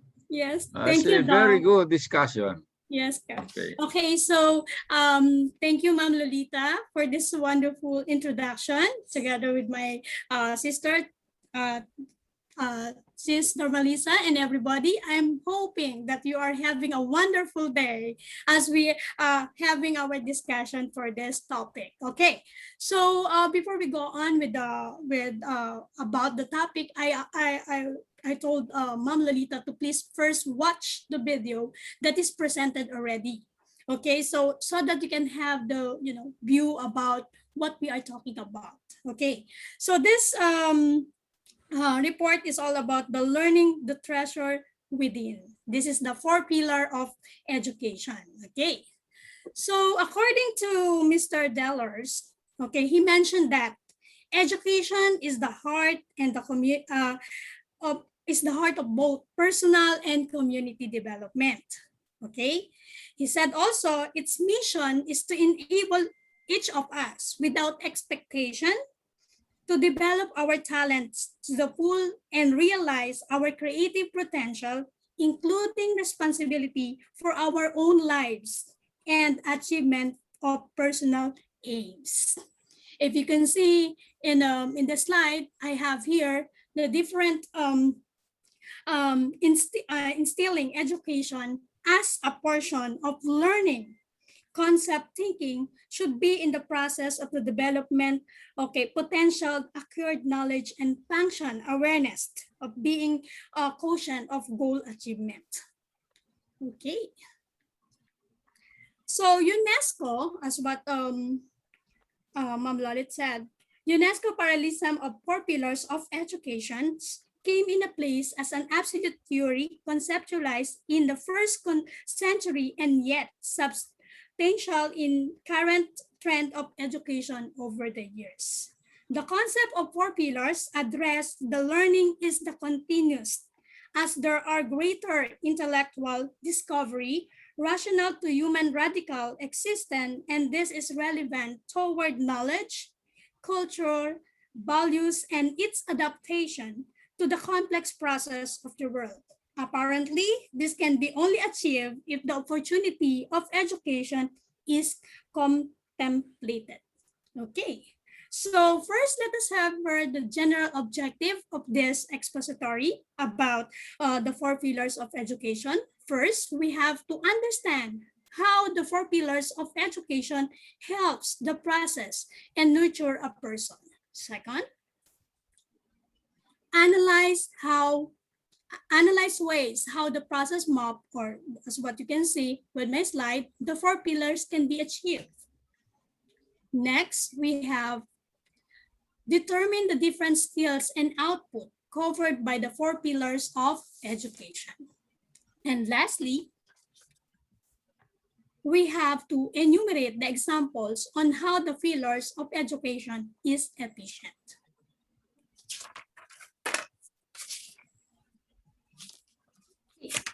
So we have got here the different specific objectives of the pillar of education. The 4 pillars of education aims specifically to learning to know, to enhance the skills and knowledge of the teachers in the context of reality of logical reasoning. Second, learning to do, to understand the administration of knowledge and gain skills developed.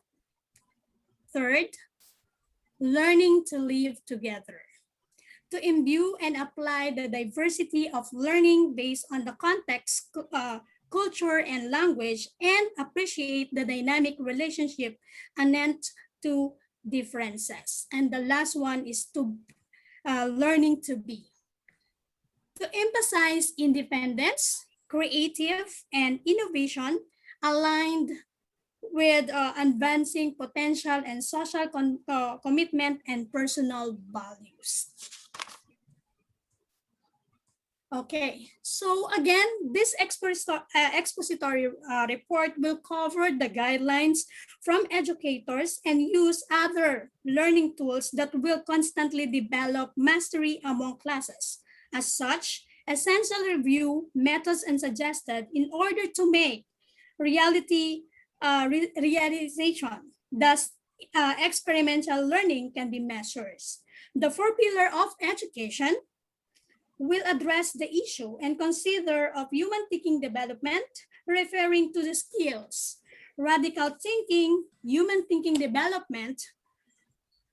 The study is limited in an application, and the 4 pillars of education are methodologically in nature, such the learning to be manifested unless knowledge is well involved. Okay, so I'm going to discuss the three topic, the content. First, the philosophy of 4 pillars of education. Second, this one is about the Canadian Council on the Learning, or the CCL. And the last one, we have the 4 pillars concept. Okay. First, let us have the philosophy of the 4 pillars of education. First, human nature inherently good. Second, individuals are free and autonomous to make major personal choices. Third, human potential for growth and development is virtually unlimited. Fourth, self-concept plays an important role in growth and development. 5, individuals have an urge towards self-actualizations. 6, reality is defined by each person. And lastly, the second one is individuals have responsibility to themselves and to others. So these are the philosophy of 4 pillars of education. Okay, next, let's go on with the Canadian Council on Learning.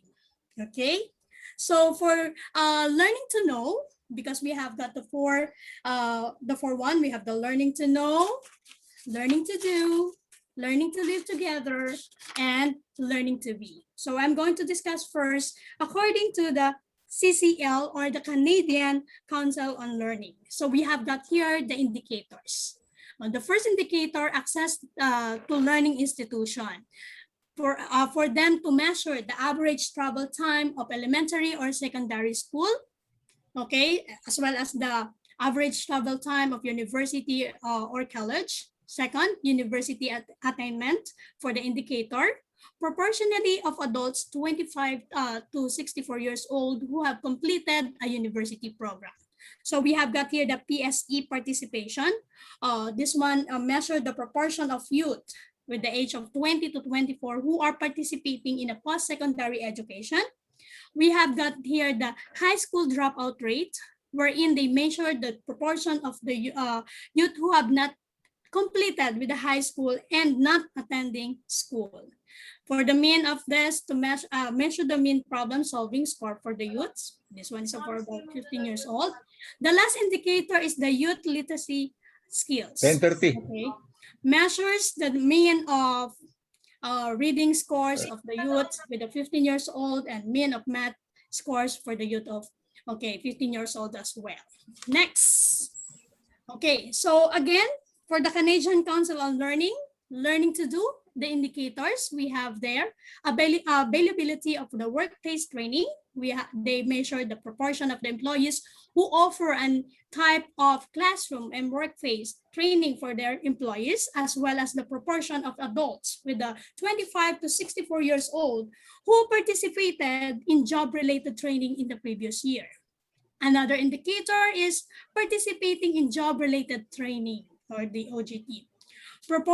Measure the proportion to adults with the age of 25 to 64 years old who participated in any form of OJT training during the last 6 years. Next, we have the last indicator, access to vocational training, average travel time to vocational school, business school, and secretarial school.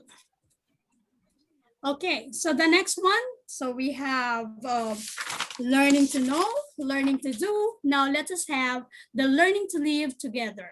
This one, according to the Canadian Council of Learning, the indicators, access to community institution to measure the average time to travel time to libraries, travel time to business, civic, and social association, and travel time to religious organization. When it comes to the volunteering, they are going to measure the proportion of citizens engaged in unpaid work as a part of a group or organization. The next indicator is about participation in the social clubs and organization, wherein they measure the proportion of the household spending on social clubs and other organizations. The last one, for the learning to live together, is learning from the other cultures, wherein they measure the proportion of citizens who socialize with people from other cultures on regular basis. Okay, so we have got learning to know, learning to do, learning to live together, and the last one is learning to be. According to the Canadian Council on Learning, the indicators are: first, exposure to media, wherein they measure the household spending on the internet service, okay, household spending on reading materials and other printed materials, measures also the household spending on the admission of museums, etc., and other cultural activities. Okay, so the next indicator is learning through culture. This measures proportion on spending on the live performing arts and etc. Next, we have also the indicator wherein learning through sports. Okay, so we are to measure the spending of recreational and sport facilities with the internet or broadband internet access, wherein we measure the access of the wireless cable or DSL. And lastly, for this, we have the indicator that access to cultural resources, wherein they measure the time, travel time to museum and art galleries. Okay. Next, let us now focus with the pillar, okay, pillars concept. Okay, so the first one, we have the meaning. Okay, so implies learning how to learn by develops one concentrational memory skills and ability to think. Okay, second, learning to know focus involves the development of knowledge and skills that are needed to function in the world. These skills include, okay, a lot of stuff. Okay, next, human faculties that are developed by learning to know. Okay, so we have different develops, and we also have here the examples and the skills to be acquired to learning to know. Okay, so let's start with the context meaning. Okay, so the context meanings implies learning how to learn by developing one's concentration, memory skills, and ability to think. Okay, so for concentration is the process of improving concentration skills, can take different forms and can be aided with the various learning skills. Okay, second, memory skills, it is learned by heart. Associative memorization has to be carefully cultivated and learned. And lastly, this is ability to think. It should be compressed, both practical problem and solving and abstract thought. For the focus, okay, of this learning to know, okay, first, literacy. Literacy is the ability to identify, understand, interpret, create, communicate, and compute using printed and written materials associated with the varying contexts. Another focus is the numeracy. Numeracy is the knowledge, skills, behavior, and disposition that the students need in order to use mathematics in a wide range of situations. And last one, for the focus of learning to know, is the critical thinking. Critical thinking, this is a process that involves asking appropriate questions, gathering and creatively sorting through relevant information, relating new information to existing knowledge, re-examination belief and assumption, reasoning logically, and drawing reliable and trustworthy conclusions. That is the focus of learning to know. Okay, next, let us have now the human faculties. Okay, so the human faculties of learning to know, we have the memory, okay, goes with imagination.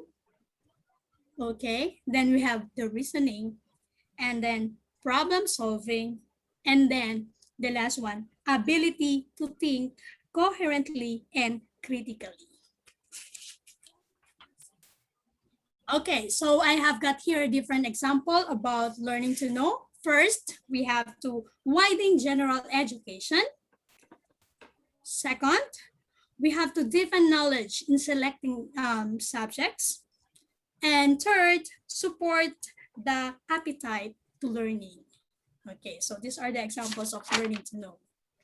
Okay, next, skills to be acquired in learning to know. Okay. First, we have observing. Next, we have listening, data gathering, accessing, processing, and selecting information. And then we have asking question, reading with comprehension, and note taking. So these are the skills to be acquired in learning to know from the pillars of education. Okay, the next one is learning to do. Okay, so the second pillar concept is learning to do is first let us have the meaning. Okay, the context meaning, it describes putting knowledge and learning into practice innovatively. Okay, second, we have the focus, wherein, okay, and after that we have the examples together with the skills. Focus, for the example, we are going to we have here the team building activities, technical education, vocational course, integration of K-12 programs, community immersion. Apparently I'm here in Thailand, so I want to experience, but it's been a decade in Thailand, so I don't have any, a lot of ideas. Okay, so in focus with this, when combining instruction and competencies, the teacher would be able to develop and acquire knowledge coherent too. Okay, thank you. So let us have near combining knowledge and learning. Okay, so these are the different ways. And I just put it in the map for us to be, easy to understand. First, we have the skills development. Next, we have the practical know-how, develop of competencies. And then after that, we have the life skills. Okay, then goes with personal qualities, aptitudes, and then the last one is the attitude. So these are the, combining knowledge and learning with learning to do. Okay, naka? Next, after that, for the focus of learning to do, first, learning to do involves the acquisition of skills that are often linked to occupational success, such as computer training, managerial training, and apprenticeship or GT. Next, second one, focus on the learning to do is the concept for technical skills paired with personal competences, equipments, the ability to perform well in his particular work. Okay, so we will not link in NACAB because it's a lot. Okay, next, learning to do. This one tackles not purely on instructing an individual to perform a specific task, but to give a grounding into the concept called personal competence. So these are the focus of learning to do. Okay, so learning to do certified skills and personal competences we have, okay, purely technical and vocational, intellectual in aspect, learned through specialized education. And another one with the personal competences, you can simply impress your audience and add a unique zing and appeal to your presentation. So those are the, certified skills and personal competences of learning to do. Okay, next, let's have now the knowledge acquired in learning to do. Okay, so we have self-awareness, mutual respect, empathy, cooperation, conflict management, interdependence, and last one, we have, of course, the harmony. Okay. The next concept, the third concept we have now is learning to live. Okay. Learning to live, we are going to talk about the context meaning, wherein learning to live together in peace and harmony is a dynamic, holistic, and lifelong process through which are eternalized and practiced. So I will going to give you the focus that involves the development of social skills and values.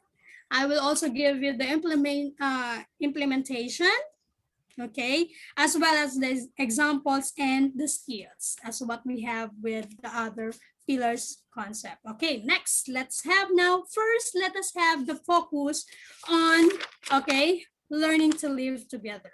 The first focus is social skills and values. First, respect and a concern for others. Okay, that is the first focus. Second, okay, the second one is social skills and values. We have here the social and interpersonal skills. Okay, and the last one, we have the social skills and values, appreciation of diversity in the of the world. Okay, learning to live involves the development of the social skills values. Okay, it is the concept of interdependence and complementation. This view is expected to be overcome various conflicts within society of differing culture, geography, ethnicity, and so on. So individual differences. Next, let us have now the implementation that we have with learning to live. Okay, so we have here, education should adopt with two complementary approaches from early childhood.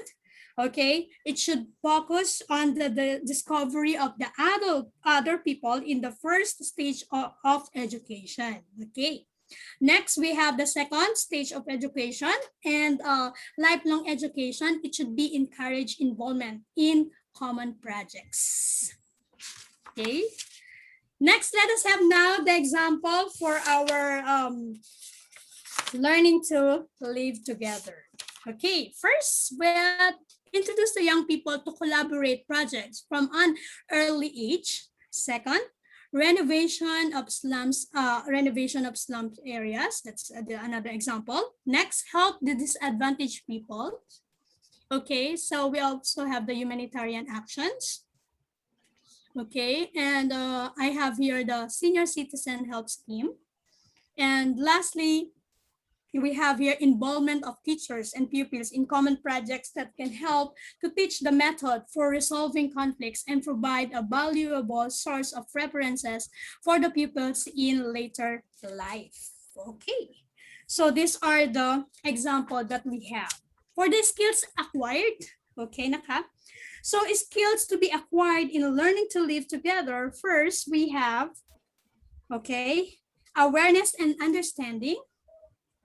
Okay, appreciation, okay, cooperate and resolve conflicts. Okay, so these are the skills that we acquired. Okay, okay, so this is the last pillar concept. Okay, so the last pillar concept is learning to be. Okay, learning to be involves activities that are fostering personal development, okay, body, mind, and spirit, and contribute to creativity, personal discovery, and appreciation of inherent value provided by this process. So in order to reach the full development of human being, which begins at birth, continues throughout the person's life, education should be a highly individualized process and interactive social experience. Interactive and social experience, an individual should be able to relate with the others and learn expression to cooperation, unity, and independence. The aim of the development is to complete the fulfillment of the man in the richness of his personality. So we have this click on the, okay, for the context meaning, for the focus. We have here to get more modern PowerPoints for learning to be that involves with the first and etc. Okay, so for the completion, we also have our aim to develop the complete fulfillment of man in the richness of personalities. Okay, so and I'm going to give also the examples. Okay, next. Individual and interactive process. Okay, so that's why we have here the highly individualized process, and okay, we have the interactive social experience. Okay, okay. In order to reach the full development of human being, which begins at birth and continues throughout a person's life, Education should be a highly individualized process and an interactive social experience. Highly individual process, a person should be able to solve his problem, make his own decision, and shoulder his own responsibility. And for the interactive social experience, we have here an individual should be able to relate with others with the learned expression of community, unity, and independence. Okay. I'm sorry, please. I'm sorry. I'm going to leave you for a while. I will try my best to be back to you. Okay. I will attend to some other things. Okay. Your Okay, Doc. presentation is very good, and I just want you to relate the Bloom's taxonomy with the 4 pillars. How are they related? Okay, you can show where the philosophies are, the higher levels of Bloom's taxonomy is more of progressivism. Okay, and the higher you go, it's more of reconstructivism, something like that. But the Yes. lower ones are basic, okay, it's essentialism and so forth and so on. And you can compare Perennialism. that also with the 4 pillars, okay? Yes. Thank you very much. So I'm going to switch to another class, okay? Yes. Okay, Doc. Finish it, yeah. Come on, finish it. And Yes. then anyway, it's recorded. It's Yes. recorded. Yes, it is. Okay. Okay, Doc. Okay, Doc. Okay. Okay, so for the rest, for our aims, we have here number 1, victorious personality, commitment, and responsible to social roles, and the third one is to develop the potential. Okay, next, let us have the example. Okay, so example of learning, the example of learning to live is lifelong learning.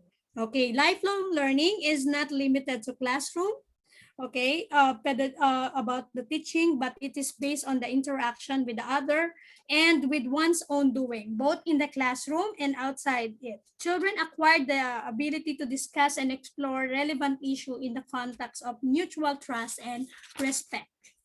Now, let me have my conclusion. So for the conclusion, we have here the twofold purposes, and the second one is the 2 central functions. So these are them, okay?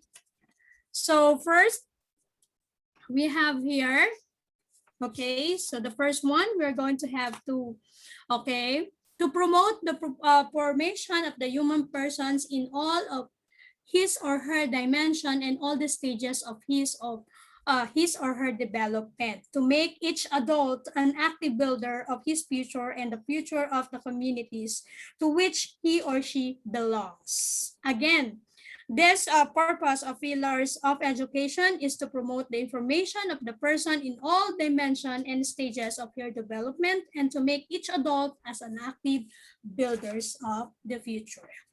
Next, this one, the second one, is to promote the formation of human person in all of his or her dimension in all stages of her development. So from this twofold purpose, one can summarize that the 4 pillars of education with the 2 pillars of function is the individual purpose and the social or global purpose. Okay, for the conclusion also, we have here the philosophy of pillars of education. We have first, human nature is inherently good. Second, individuals are free and autonomous to make major choices, personal choices. Next, human potential for growth and development is virtually unlimited.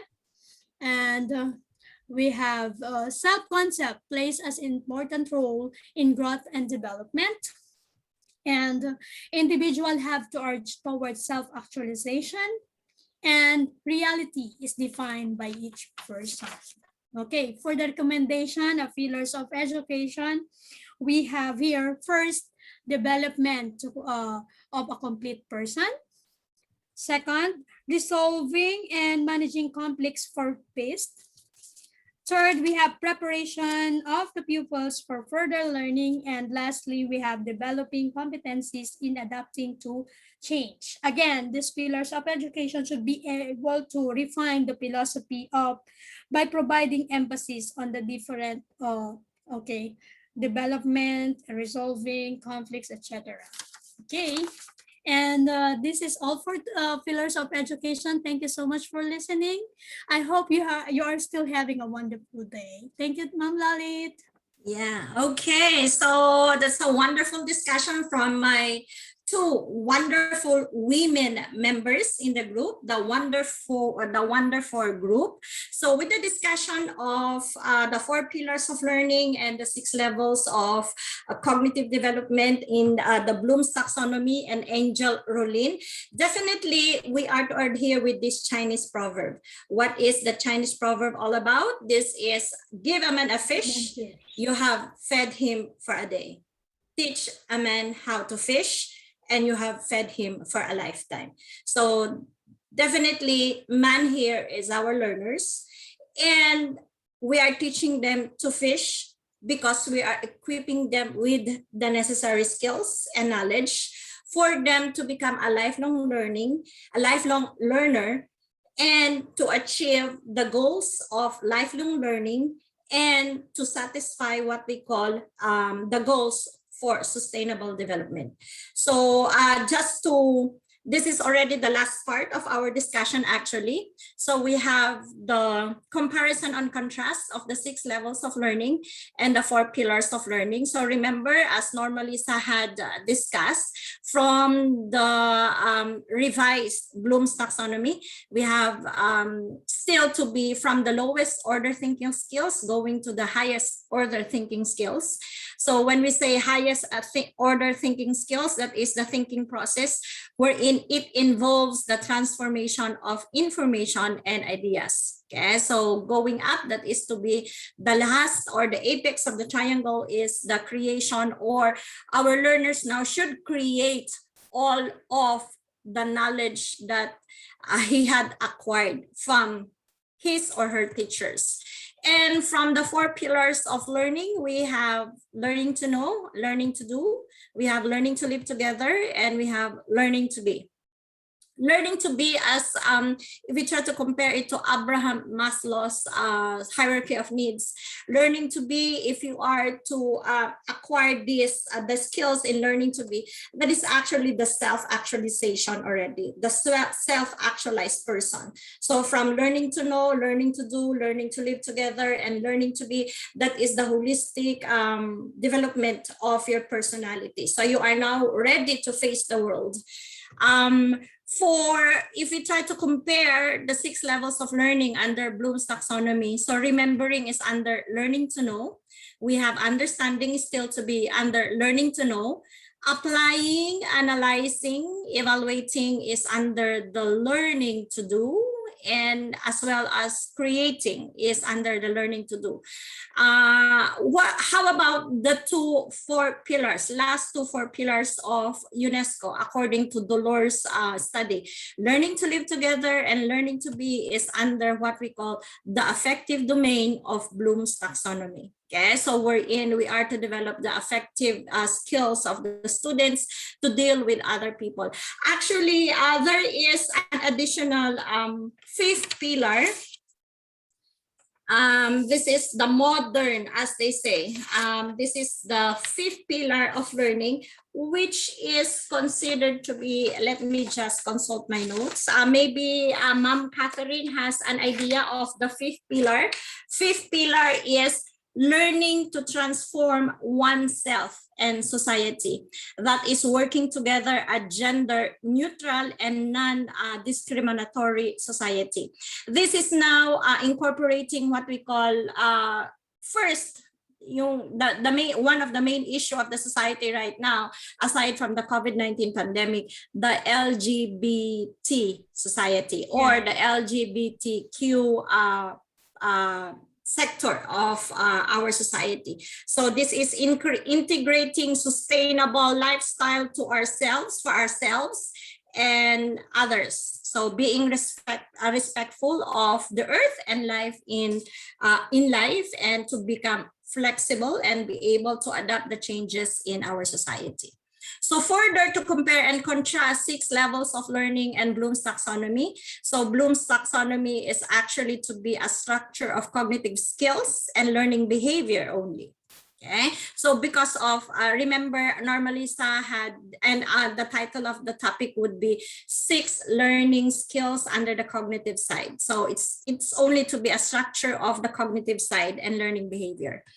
While the 4 pillars of learning is considered to be mental powers, that is to navigate the world of learning and continually acquire knowledge and skills. The categories 6 blooms of learning categories are ordered from simple to complex, from concrete to abstract. As well as each level becomes more challenging as you move higher, as it was mentioned by our professor a while back. And we have the 4 pillars of learning, that is, it has a synergistic paradigm, which should be aligned with others so that they can live independently, peacefully, while contributing to the welfare of everyone.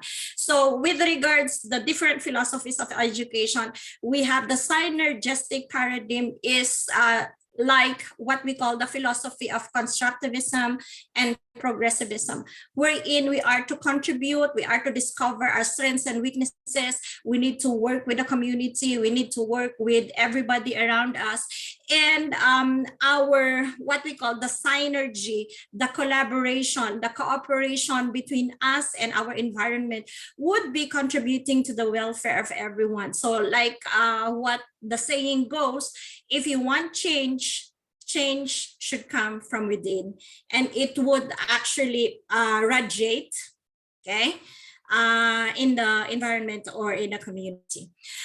All right, so when it comes to the common ground of 4 pillars of learning and the 6 levels of learning of Bloom's taxonomy, as we had mentioned a while back, these are to be products of an in-depth research. So it just not to be, what we call framework or tools did not come with just a snap of our fingers. So it is to be thoroughly studied by professionals like Bloom, Benjamin Bloom, and Angel Orlin, and the rest of the team of Bloom. And then for UNESCO, it is to be a product of the study of the Lord. So it is to be a product of thorough and in-depth research. These are considered to be frameworks and tools, okay, when it comes to the skill development of the skills of our learners, to become, like what I had mentioned, to become a lifelong learning. And both would actually be starting from the basic. What is the basic? Starts by knowing the facts. You cannot create, you cannot apply anything that you don't know. Like for example, for us as teachers, okay, so we cannot give what we do not have. We cannot teach what we do not know. We cannot feed skills, or we cannot teach our students to become a holistic individual students if for us we are not to be holistically developed. But sometimes the question on the holistic development, it is to be a complicated one. It's a complicated question actually, because of, as it was mentioned by the first group a while back, we need to develop from the mental, from head to toe, from your skeletal system down to the different organs, inside the different organs of your body. And sometimes it's difficult, but as a human being, we are trying to do that. And as teachers, we are trying to produce and develop a lifelong learner. Okay, so the importance of knowing this. Also remember, I had mentioned a while back, this is what we call the interrelationship of the Bloom's taxonomy and the 4 pillars of learning would be under what we call the philosophy of constructivism and reconstructionism.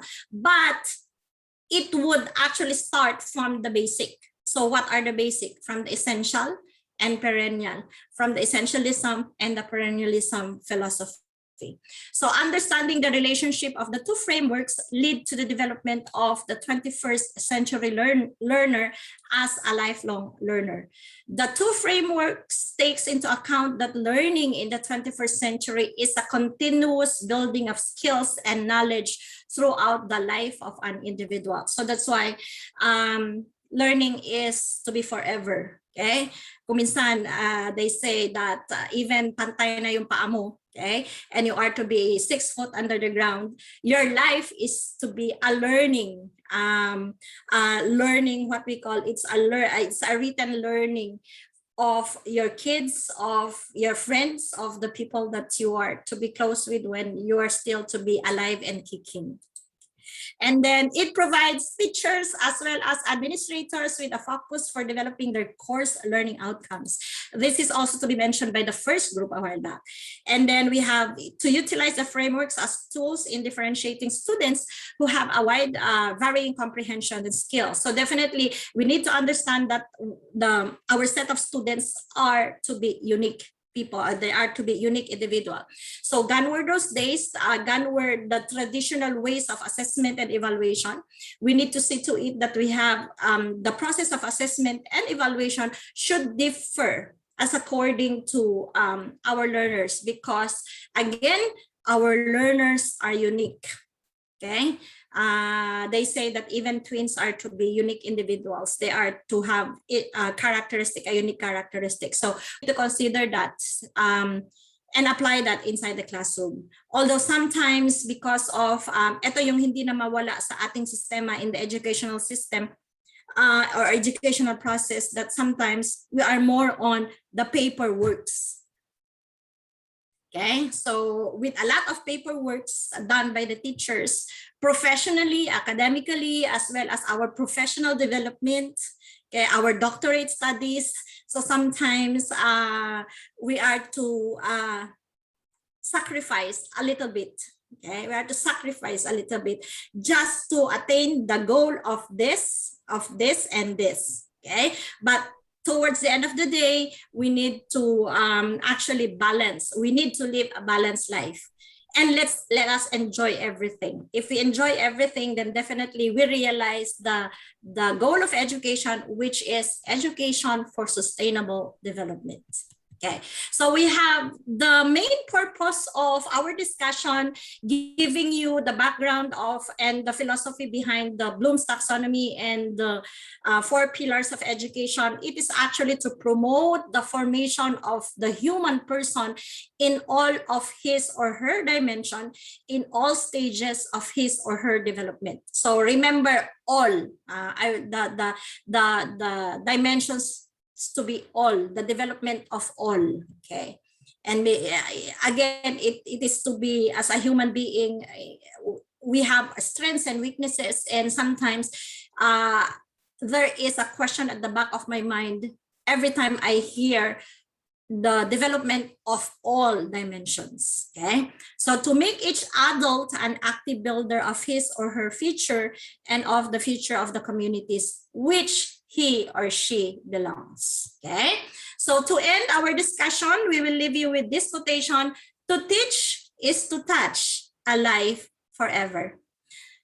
Remember, we need to equip our learners to become fishers of men. Thank you very much for listening. Thank you The so floor, much. the floor is now open for an academic dialogue. Yes. Mama Lolita, could you please go back to the slide where there's an association between Bloom's taxonomy and the other one, the pillars of learning? Yes, I will just take a photo. Yes, that part. Okay, so that's it. I'll just set it to our group because Doc Afa wants to have that. Okay, so my 2 wonderful group mates are now ready to have an academic dialogue with you. Who would like to have the privilege of the first question or sharing? Okay, you can share the screen. There's a question here. Uh, the first question, can I answer this question asked by Ma'am Charlotte? It's in the chat box. The question is, are there advantages and disadvantages of using Bloom's taxonomy model? Okay. May I know, everyone, if you are still using the Bloom's taxonomy, especially the keywords? Of course. May I may I Yeah. can you raise your hand so that I can answer the question? Yes, we are. you- We can't live okay. without it. Yes. Okay. So there are some people that claims that sorry. I'm sorry for the disturbance. Okay. There are some people that claims that learning is not a hierarchy, and the taxonomy tries to claim that some levels of skills hold more importance than other levels. And they are also said that the Bloom's taxonomy is already outdated. But I understand that no framework can match real life, right? And frameworks only create unnatural categories to help us organize our thinking. But frameworks can be useful anyway, right? We can use it to teach our students. It's taxonomy does better than harm as a framework, as it reminds us to focus on the range of skills of our students. It enables us to have solid base, so we can create learning goals. And may I add that we just be open-minded because it's really in education, because it's always changing. Thank you. Yes. Thank you so much, Ma'am Normalisa. Does that answer your question, Ma'am Charlotte? Yes. Okay. Fully Yes, yes. satisfied. Yes, yes. Okay. So truly there's no replacement for that Bloom's taxonomy model, because even kindergarten teachers, we are following the taxonomy. Yes, for questions, activities, even like everything. But can you share your experience, Ate, because you're in an organization, international school, right? Yes. Usually ba yung mga organizations they apply Bloom's taxonomy, or meron ding ino-omit na mga using application ng Bloom's taxonomy po in international schools po, like the curriculum in international schools? Usually may mga ino-omit po ba, or organizations applied, or depende sa teachers po?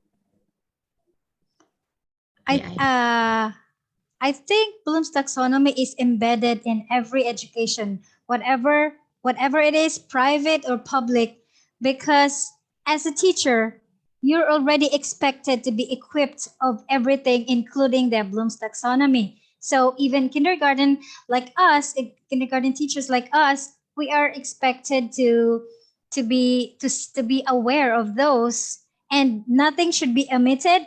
In fact, everything should be integrated. We cannot really say like, okay, let's start with this one up higher, because some students are not really interested in the lower level of thinking. It should be like some of them directly goes to application or directly goes to creation. They're so it's really like, as for us, we don't do omission, we do integration of everything that's good. Yes, I think so. Yes. So yeah, and though I would say that some of us are not really using that hierarchy, some of us maybe forgot. We have to be refreshed every time, because I think it's imperative that the Bloom's taxonomy should be used everywhere, even in kindergarten. Okay. Thank you po. I want to ask something. Yes, sir, Ron. Okay, and in relation to Ma'am Michelle's explanations, I wonder about was this some about using the Bloom's taxonomy, because I wonder about the Finland was that educational system they are using comprehensive learning. When it talks about comprehensive learning, they are more particular on the students what's that doing rather than inputting knowledge. And most of the time for learning is in Finland. There's the students start learning at age of 7, but I think most of the country they get involved our young students at the very young age to learn. So I'm really confused about it. Thank you. In addition, that we all know that Finland is the one of the most renowned educational system, and we have the I think the literacy rate for them is almost 100%. Yeah.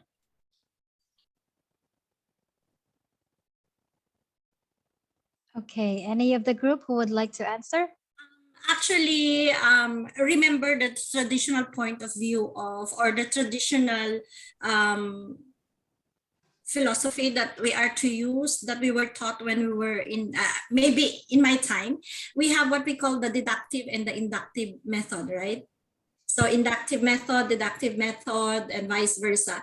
Sometimes it would just be, the process would just be the same, but what we are to do now is actually to enrich these philosophies, enrich these processes, and we are to create something. The apex of the triangle is the creation. So different countries would actually be using different what we call philosophies, or what we call the process. They would follow these different processes.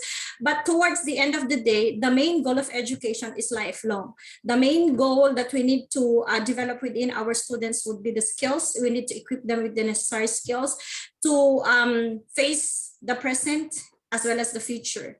Okay, whatever processes that we are to use, all of the countries would have this goal when it comes to the educational system: the functional individual, the functional human being. So whatever philosophies you adhere, again, it would gear towards this.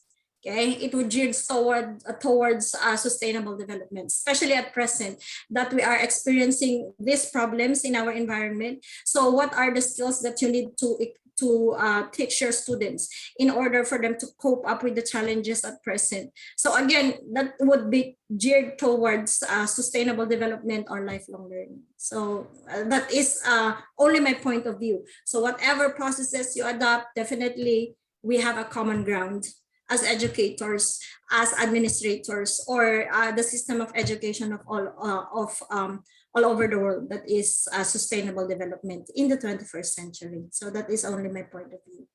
Thank you. Professor namin, ipipin out kita. Come again, Ma'am Charlotte? Pinin out ko lang si ate para siya yung parang professor natin yan. Okay. In addition to that, Sir Ron's question about Finland, I think it's not a question of what educational system there is, because Bloom's taxonomy's what they call this purpose of having that hierarchy of thinking is just to show you how it should be done. Like it should be like a ladder, step by step, like Teacher Ron said about comprehension. You cannot comprehend if you don't know how to learn like that. So it should start from the very beginning. That it should be starting from the knowledge before you comprehend. Okay, so yes, okay, I have a very good example for that. I was biking in one of the areas there. I have a knowledge that this letter T sign is what they call this it's a junction that I should go to the left now. But then without comprehending without comprehending, I know that that is a sign, but without comprehending, I wasn't able to go to the left right away, and I almost had an accident. So that is just to show an association with, but you don't know how to comprehend. So we should not dispute about the Bloom's taxonomy being a traditional way, because it is a process of learning from knowledge until application, creation, like that. Any more? I think no more. Yeah. We still have some queries about Bloom's taxonomy and 4 pillars of learning. Yes, you already associated with the two. You also, Mom, you also associated with educational philosophies, right? You mentioned about learning to know. This is about 4 pillars of learning with educational philosophies, or the educational philosophies now. So you said essentialism and perennialism being in the learning to know. How about the learning to do, learning to live together, and the learning to be? What are the educational philosophies that are associated? So we have the philosophy of, like what I had mentioned a while back, we have the progressivism and constructivism, because of we need to live in harmony with our environment, and the change that we want to be, or the change that we adhere through the change that we actually have inside us. So we have the philosophy of constructivism, progressivism, and Doc Afa had actually mentioned about modernism a while back. I don't know, I have just a little knowledge of what is a modernism as a philosophy, but definitely we can have the wisdom of Doc Afa next Saturday, if what would be the specific level of the Bloom's taxonomy that can be equated to modernism, and the pillars of learning to modernism also. Okay, So, thank you, Mom. that's it. I think everybody has is fully satisfied with our topics for today. Yeah. Can we all open our cams?